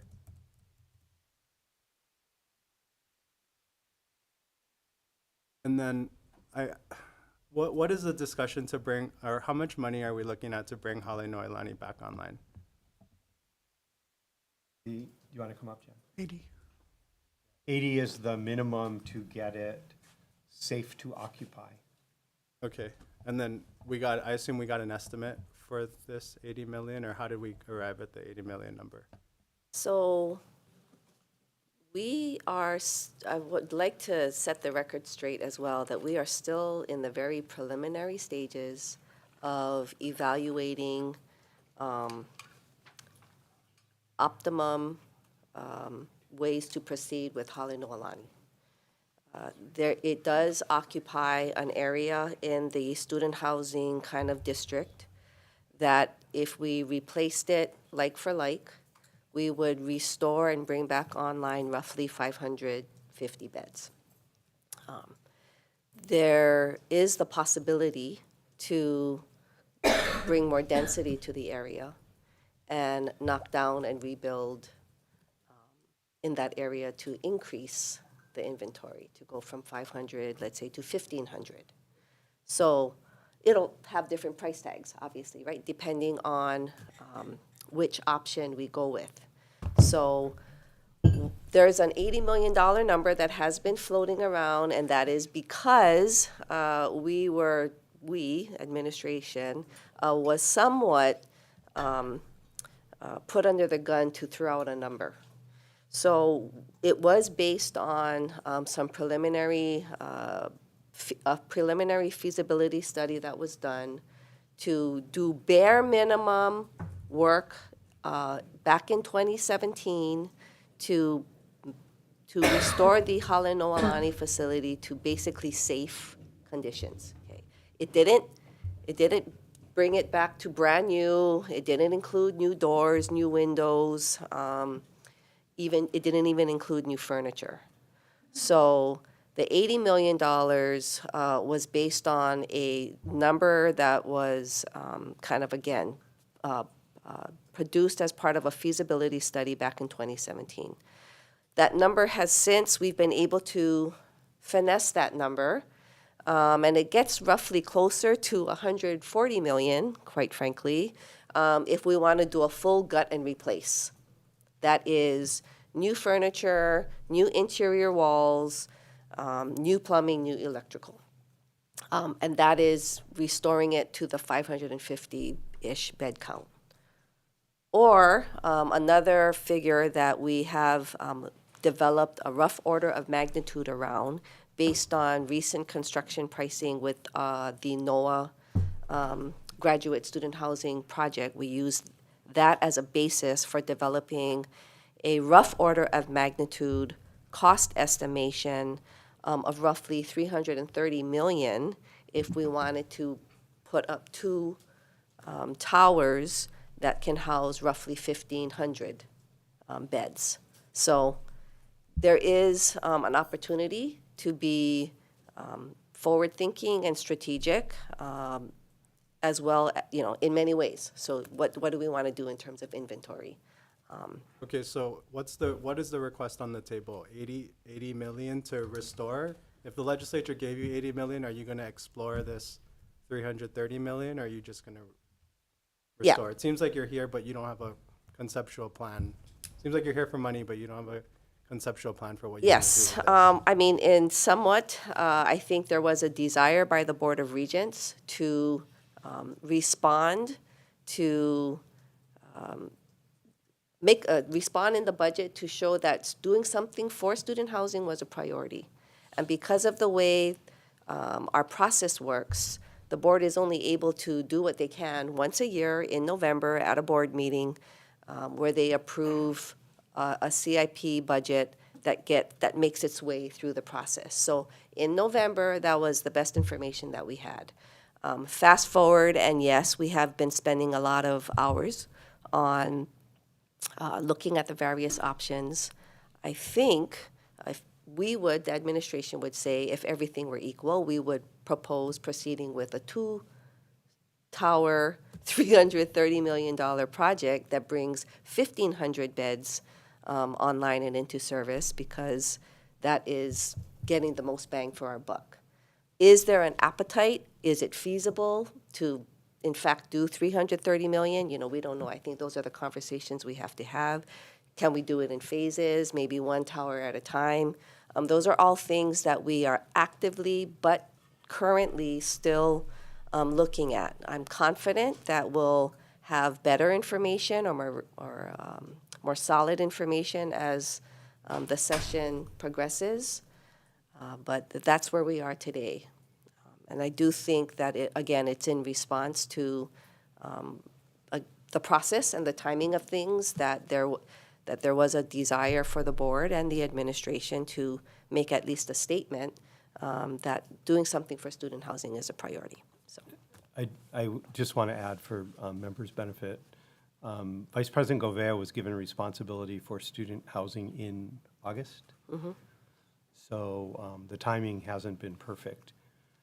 But this was an example of trying to put our best talent onto something really important, and she and her team manage all the rest of the facilities. And this was the opportunity to try and start us on a new path forward. Sorry, I'm jumping around. I'm going back to table 11. So I'm looking at another position. This is 0086468. I'm trying to figure out why there's such a huge discrepancy between the budget amount for this position, which is $19,314, and why the last salary paid is $158,512. I'm on page 27 of the supplemental documents.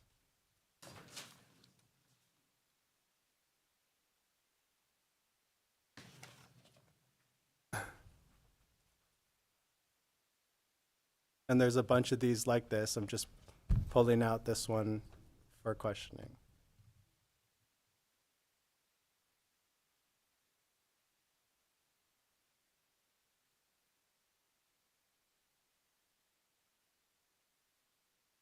I believe the amount that you're seeing here is the amount for the current fiscal year. So if we're gonna, I'm sorry, I need new glasses, but you know, if the position isn't gonna start until like April 1st or whatever in the last quarter, you're only gonna see a quarter of the annual salary.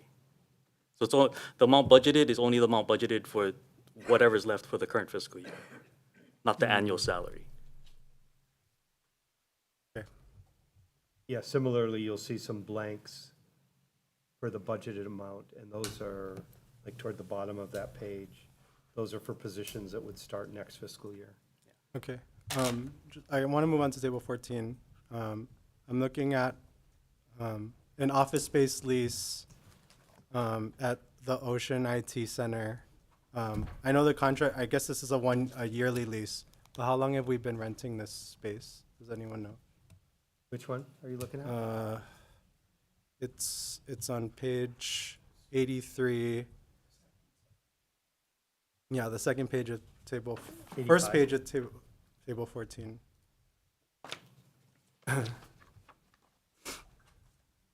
Just want to know why we're renting this space, what we're using it for. How I long it- believe that is Outreach College, and they are moving back to campus.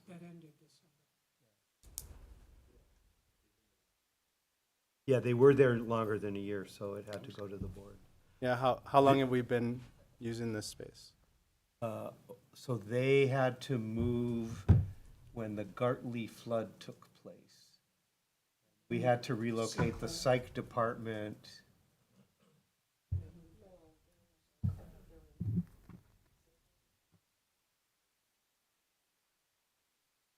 We can get you the full story. on Okay, that one. okay, yeah, sure.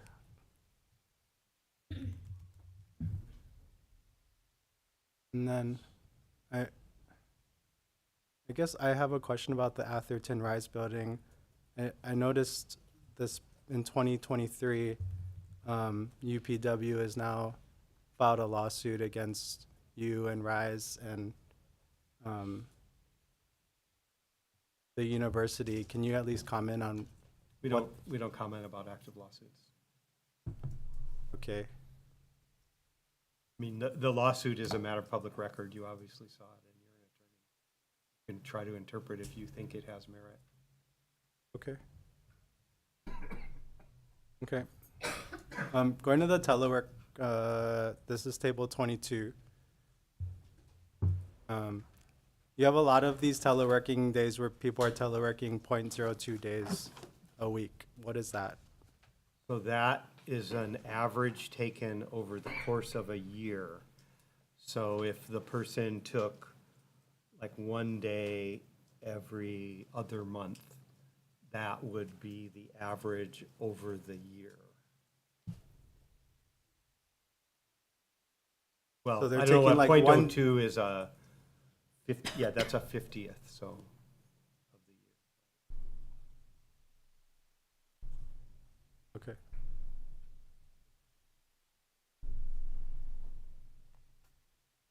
Yeah, we have a variety of telework. We've been refining our processes for this. But But for example, we affectionately call it the sniffles policy. But since COVID, if somebody is coughing and sneezing, but they can work, we would prefer they not come to the office and share that. So they can apply for telework under that kind of a circumstance. So it might be somebody who normally comes to the office, but has a sniffles event and teleworks for a day or two. Yeah. Thank you, Chair. That's good. Okay, thank you very much, Representative Garrett. Thank you, Chair. Thank you, President Lassner. I have a series of questions as well, but before I get into it, as a UH graduate myself, I just wanted to thank you for your many decades of service to the university. I know you announced your retirement. You've actually been at the university longer than I've been alive, but just barely, just barely.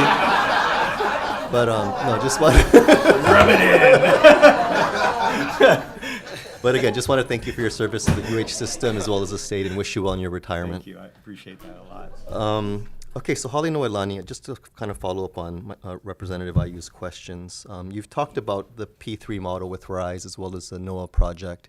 Do you see any opportunities to use the P3 model to replace Holly Noelani? So, Representative, I would say there is an opportunity and it is a potential option. It's one of multiple potential options and strategies that the university is evaluating. So I wouldn't say that we're committed to that as a model, but it depends how it works. I think Representative Ayu had an earlier question about if hypothetically, if UH was to get 80 million for Holly Noelani, would we still proceed with, say, a $330 million option? That could be still part of the possibility and is one of the options that we would explore. And if it's about making up the difference in funding for whatever the strategy would be, a P3 option could be one of those potential strategies. So it's not off the table, but I wouldn't say we're locked in yet, that would be the right delivery method. Right. I understand the benefits of a P3 and the fact that there's no upfront cost for taxpayers, but is there like a downside that you see to some of these arrangements? I know UH would not set like the rent, for example, at RISE, because that's a privately operated facility, essentially. So UH, we're pretty smart about the P3 options, and I would say that it's always a balance, right? Because ultimately, on the financial side, it's always a shifting of risk and responsibilities. So, yes, there's a trade-off, and whether we're looking at RISE or the NOAA project, there is trade-offs. Yes, there's the government, the public side, we didn't have to put up the money or as much, or we're only putting up a very small part, but there is a trade-off, right? So in the RISE example, part of that trade-off, we don't set the rates. We don't operate the facility. We have no ownership. We don't have any liability or risk, but we don't get to set the rates. So maybe in that, if in terms of on balance, the rates are more expensive. They are more expensive than on-campus housing. They are significantly so. But then, we didn't have to put up the $100 million that it took to construct it. So, and we're also not responsible to pay back the $100 million. So, yeah, so it's not the total solution. It's not ideal for every single point. So those are the things that we would have to evaluate. Same with Holly Noelani, especially if we were to go towards that route. Right. And I understand, the Board of Regents requested $120 million for housing, 80 for Holly Noelani. I'm personally kind of glad that the governor didn't approve that, because I don't think the 80 million would be a good use of taxpayer funds. Because as I understand it, it would basically be the bare minimum. You might get another 5 to 10 years of shelf life out of the building itself. I would much rather us withhold that and try to figure out a longer term plan to replace the facility altogether. And if there's a way to increase the inventory, all the better, because we know, community like I represent, Manoa, I know President Lassner lives in Pololo. There's a lot of pressure on the housing inventory because the university isn't in a position to provide guaranteed housing to all its students. So, I do hope that you folks, come up with a long-term plan for Holly Noelani, whether it's the P3 model or coming back with plans that are clearly defined and letting us know what the ask would be. Next question is just kind of regarding the landscape around college athletics. and football in particular. Clearly, it wasn't ideal with what happened with Aloha Stadium with the unexpected closure. And, I know the university was put in a very tough spot with having to shift halfway and, build a facility on the fly at Ching Field. I personally like going to football games there. I think the ambiance is really awesome, having more students right there as well. But clearly, it's not what a Division One program should stand for. But I understand you did the best you could, right? But has there been some benefits of actually hosting football on campus utilizing Ching Field? I think the proximity to students is nice, and there's a charm, I'll call it, of a small place and people milling around. But you're right, it's not suitable for Division I FBS football. Yeah, the economics are a challenge too. But he only asked about the benefit, not the downside. But with Aloha Stadium, you didn't really get a whole lot of ad revenue concessions. That's correct. So we are working with the Stadium Authority to create what we believe and hope will be a better financial model for the university than what we had at Aloha Stadium before, which was financially better than playing at Ching Field. Okay, and then I'm sure you track what's going on with college football in particular, with kind of this consolidation happening with these mega conferences, driven, of course, by TV money. What is your if you have any commentary regarding what the impact of this trend is on a small program like UH out in the middle of the Pacific Ocean? Yeah, so it's a challenge to stay at the table. We play, so first to be clear, for all of our other sports, we're in the Big West. And the Big West is incredibly stable, and we're with 4 University of California schools and 4 Cal State University schools. So for football, we're in the Mountain West. Most people would say it's probably the best of the group of 5 conferences. So if you think of the tiers, there's the former Power 5, now Power 4 conferences. There's Washington State and Oregon State holding on to the Pac-2. And then you have 5 other conferences that it's called the Group of 5, and we're kind of at the top tier. So Washington State and Oregon State had been in lawsuits, and I'm going to kind of make this specific to us. They settled and now significantly control assets and liabilities of the Pac-12, with some agreement with the 10 teams that are leaving, 10 schools that are leaving this year. They need a place to play their sports. So they got 2 of them. They have entered into a scheduling alliance for football with us, with the Mountain West. So each year we will play one of Oregon State or Washington State while they sort through their issues with the Pac-2 assets. So there are lots of possibilities. The worst one for us, which we are working very hard to avoid, is being left behind in something. The Mountain West right now is hanging together extremely well. We have a pretty significant exit fee policy. So if one school wants to pick up and go, it's a $17 million cost. We also have an arrangement with the Mountain West and with Oregon State and Washington State, such that it makes it very financially unattractive for them to try to poach individual schools. So on the other hand, a scenario that is potentially intriguing is to invite the whole Mountain West into the Pac-2 to recreate the equivalent of a Pac-12 using their assets and brand, which is more powerful than Mountain West. So it is a Wild West, and UH has been left behind twice before in the last 25 years, and so we work hard to try to maintain those relationships. We're a good partner to all the schools we play with. The lack of a stadium is not helpful. Right. And I know right now the current NASED projections are for the stadium, New Aloha Stadium to be ready by 2028.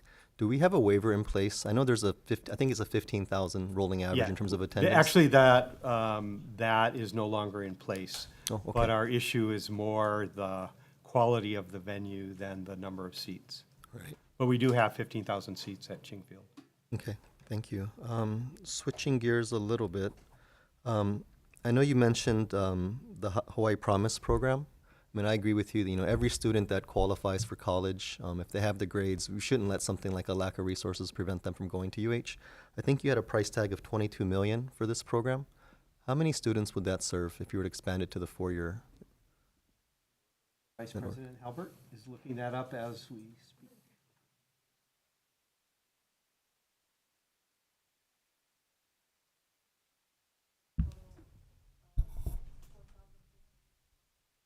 That was 4,320 at the universities, the 3 universities. And I'm sorry, can you refresh my memory? What is your current enrollment again? I'm trying to figure out what the percentage increase would be. If all of those represented new students, our university enrollment is probably about a little under 30,000, so it would be more than 10% increase. Okay, thank you. And then lastly, recently the Hawaii Labor Relations Board came out with an opinion regarding graduate assistants, and they did affirm that they have the right to unionize. And I suspect we're going to have to take that up this year in terms of whether they fit into a current existing bargaining unit or we create a new one. I mean, we'll see what the legislature decides, but do you have any comments on that particular So the ruling from position HLIB? of the university is that we don't have a position. So last year we were not testifying and we were asked to be more explicit.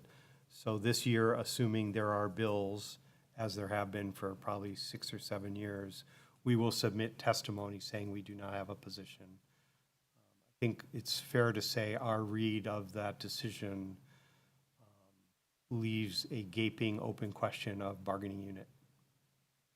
Right. Well, outside of that, can you just speak to some of the things the university has done to improve like the working conditions and compensation for grad assistants? Yeah, I know they play a vital role in the university. Yeah, we have regularly raised the minimum of grad students.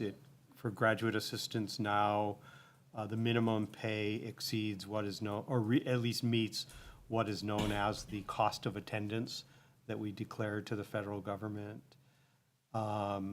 We have created a sick leave program for them. That was one of their very high requests. We have, I think, clarified and streamlined the grievance process. So we have met regularly with grad students and tried to be responsive to the underlying issues. But at this point, I think it's safe to say that that group wants collective bargaining. Okay, thank you, President. That was actually my last question, but I also did want to commend you. I know the UH Foundation recently launched a new $1 billion campaign, and that you personally pledged $1 million out of your own money, which really speaks to your love of the university. Just wanted to thank you for that, too. Thank you. Thank you, Chair. Thank you very much. Members, any question? Chair.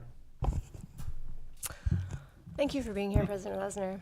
I have a couple of quick questions. So when I say that, I am asking you to provide a summary analysis. Okay. So can you... Not my usual, is that what you're saying? Take it as you will. So fringe benefits, can you describe our current context with respect to the cost sharing for fringe benefits? Currently, we have no cost sharing. That S397 program is no longer in use. So if we have a general funded position, a general fund created position, and we have to pay its salary with tuition, we also have to pay the full fringe benefits out of student tuition. And the current fringe benefit rate is about 65%, about the highest in the country. It generally doesn't affect other state agencies because the fringe benefits are paid by Budget and Finance with general funds. other than if a position is special funded. So we get whacked in this situation. We also get whacked, some of the programs that Vice President Govea manages are self-funded with special fund employees. By the way, that goes for student housing, the bookstores, parking.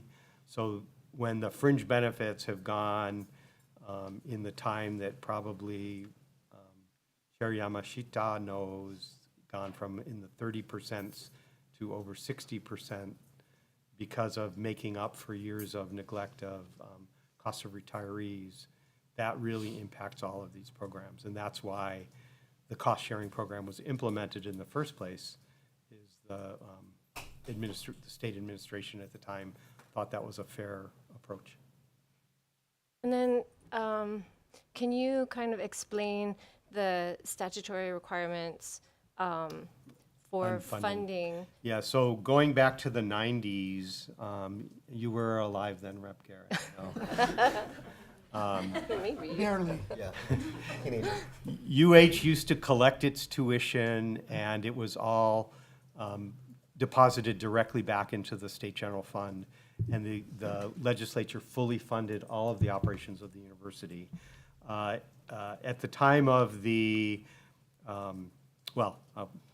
brief, when the tuition and fee special fund was created, and the legislature decided we may not be able to keep up with funding the operations of the university, we're going to let you keep your tuition instead. I'm paraphrasing the statute. This is not a reason to decrease funding. This is a reason to provide growth opportunities, and you can control your tuition rate. The statute that was created at that time in the 90s requires that the legislature provide not less than 3 times up to 5 times the tuition collected in general funds. So we're now collecting about close to $400 million in tuition. So under the current statute, the legislature is actually required to provide us, if it's $400 million, a minimum of $1.2 billion in general funds. So that statute has not been honored for more than 20 years. And we did a back of the envelope one day and found that we have been underfunded according to the Hawaii revised statute by at least $3 billion. So our proposed bill to reinstate the cost sharing in statute also would eliminate that requirement to fund 3 to 5 times, which is clearly not realistic. Even we're not crazy enough to believe that's possible. Thank you. And I wanted to follow up on the conversation around student housing because, you know, in watching the Senate hearing yesterday, I think we had they had a conversation about interim directors and then also what is perceived by many to be a failure to communicate with the administration about the problems in student housing. So I'm curious as to whether you think that that absence of communication is systemic, or was that specific to that particular example? I am worried if interim directors are not empowered to engage in the budget process. I think there's a great deal of complexity in your process, and it concerns me. That person, I think, was in that position for many years, maybe 15 years, and it seems like from the conversation I saw yesterday that there was inadequate, if any, conversation about the needs for student housing. I think the challenges with student housing go back decades. You know, we were talking, Hale Noelani was not a luxury when Vice Chair lived there, but it was habitable. And this has been under multiple directors. I think this may be the first time that the university, and this goes back, I would say, to the reorganizations at Manoa, where the provost, the vice provost, myself, Vice President Govea have been talking about how do we bring our best capacity to bear on student housing. And I think structurally, it was an organizational silo regardless of who was in charge. And I think the fact that it is a special funded program, there was an expectation by many that somehow you're a special funded program, you have to solve it yourself. And there wasn't it is accurate to say there wasn't the level of high-level planning about the magnitude of the problem and how to solve it that we have in other areas. And it's a huge area. It's consequential for students. I mean, the number of beds, the number of student lives it impacts, the number of buildings, it's immense, and it should not have been left to fend for itself. And for that, I take responsibility for my time, and I'm thrilled that we have an approach moving forward. I think if we're looking at the expansion, well, the improvement and potentially the expansion of student housing on campus and on UH properties, it actually does have, there's this nexus with the work that we're doing around affordable housing in the state, as Rep. Garrett alluded to. Absolutely. And I would like you to share with the committee how many folks are on the waiting list for housing as we I speak. think last semester we were at about 1,000.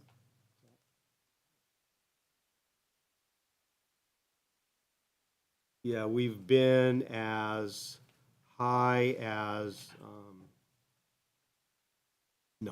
14,000? That's not right. Oh, I see, it's the green line. Yeah, so we hit 1,200 last year. And it's been steadily climbing. Manoa enrollment has been quite strong. I mean, we've had several record incoming classes, and there's no end in sight right now, we don't think. I agree, but I do echo Rep. Garrett's concern about, well, that I heard, about P3s. And because when I look at RISE, it's incredibly expensive for students, and I would like numbers on how many of those occupants are actually students. And Oh, they're all also- students. Okay. Yeah. So, but I know that it's very expensive, and it's my understanding that they don't have RAs. They might have someone in charge on each floor, but they don't have that same relationship with student housing and with the campus community. So if you could speak to the expense for students. I think that's accurate. We have talked about having a tighter relationship between the student housing program and RISE. That would have to be negotiated as to how we would put that together. It's not that they don't talk to each other, but there are not, for example, RAs on campus, but they're in regular communication. It really is a matter of money, to put it, and it doesn't have to be, as Vice President Young said, either or. So every amount of public funding that goes into a P3 buys down the cost for students. But that, to be clear, that facility is not owned by the university, it's not on university property, it's not run by the university, but it is, there is a requirement. It is 100% University of Hawaii students. You have to be a University of Hawaii person to reside there.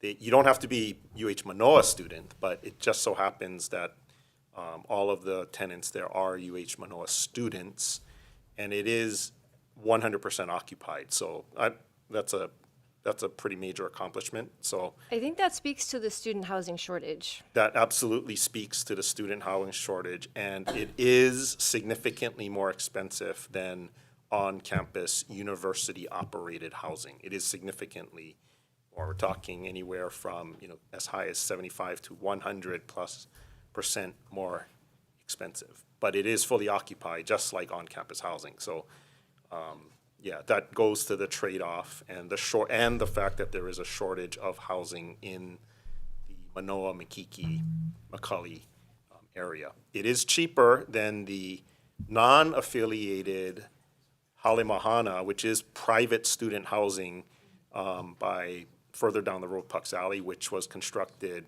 4 years prior to Atherton. But that wasn't a University of Hawaii project. It's not run by the university, and it is not exclusive for University of Hawaii students. It is also 100% occupied, and it is more expensive than RISE. So those are two case studies that would suggest that the issue about shortage of student housing, shortage of available housing, and price affordability in the marketplace. And I think it also speaks to Rep. Keela's concern about traffic, because I know many students who have to travel from their family home to the university on a daily basis, and some students are sleeping in their cars. They'll get there like 4 o'clock, 5 o'clock in the morning and sleep in their cars because they found a parking space and wait for class. So thinking about the whole context, I think Parking's another a different issue, but same exact But thing, if they were living on affordability and campus, we availability. wouldn't have that Yes, right. challenge. Right. Thank you, Chair. Those are all my questions. Okay, thank you. Any further questions? Very good. Okay, so I think in general, based on the conversation that we're having here, and it's always my thought that the university is our university, so we have to figure out how we can support you going forward, keeping in mind that money doesn't grow on trees, but we'll do our best. Okay, so in light of the current situation, and you are all aware that council revenues went up. Where information that would help the committee at this point in time is that we know what the governor's budget is, and maybe help us prioritize what didn't make it into the We've governor's had budget. communication about his. Yes. So, Yeah. So that information be very, very helpful, and we will do our best to try and meet some of your requests that we feel are doable. Okay. So the the conversation on Haleno and Lani, I think. And I know you're just starting to work on it, and all those things. But because I believe that restoring is a bad idea. I think to build capacity is what we need going forward. So, but financing is going to be the key. Can you give me some idea as to I know you're looking at P3 and but just in general financing options that you're looking at. But if we have a little more time, I think we can come up with some ideas for non-P3, mixed P3, a couple of those, and validate our numbers a little bit better. Okay. But that 330 number is probably pretty accurate, or? Yeah, I do believe that 330 number is really within a ballpark. There's lots of, it assumes a lot of things that depending how we build it, it really took the Halenoalani floor plan and just replicated it and went up. And so we know for freshman housing, we don't want that floor plan. And so that will likely reduce the estimate. But it is also in FY $23. So if we do the thought was to go freshman housing, 1 tower, non-freshman, more community type living or small group living in another tower. That maybe the cost might be lower right now, or let's say we assume construction starts in FY '26. There will be a cost escalation factor for that, but I'm fingers crossed that if the freshman housing in that tower, first tower, that design and layout reduces the current cost estimate, maybe it'll balance out. So it's a starting point, but feel pretty comfortable with the analysis that was done. But it is in FY $23. Okay. Because there's several options. I mean, and we'll wait for your analysis. But I think you know, even for, if it was a true P3 and it was expensive, you know, and the state did not have to pay debt service on it, then there's, you know, we could possibly subsidize some of that, Right. which is, Yeah. might be other options Right. that we could look at. Yes. So, you know, I'm open to that discussion. I think we got to look at all that and just run the numbers and Yep. figure that out. The as far as the other on-campus dorms, I think at some point you have probably will look into what the future of those are. Have that discussion happened? Or is starting or anything? In terms of increasing inventory. Well, the life of Just those. yeah, we are currently doing that right now. The two priorities have been to make sure no additional inventory goes offline. And so really I feel very confident that we've addressed the health and safety related issues. And now we're into extending life in many of these facilities. No aligning because it's already offline does, you know, maybe there is a silver lining that we are able to actually be a little more thoughtful and strategic in how we invest in that particular site. But for all the other housing facilities, there's been active analysis of the subsystems and what it's going to take to make sure we invest and extend the useful life. So, you know, and this has to be part of, and I think some of the members kind of alluded to it, the solution to our housing problem in general. I've always believed that the strategy should try to be where we can, for lack of a better word, like it was said in earlier discussions, discriminate. So the students is where we can discriminate, right? So and then DHHL is another area. And, you know, things that we can say that it would kind of help more the people that actually we want to help, right? So, and then that'll open up inventory for other opportunities and things like that. So that's a strategy that I believe that the state should look more and more into. So student housing is something that I think, like I said, an area that we could use that strategy. The, okay, so that's one. The two is the, you know,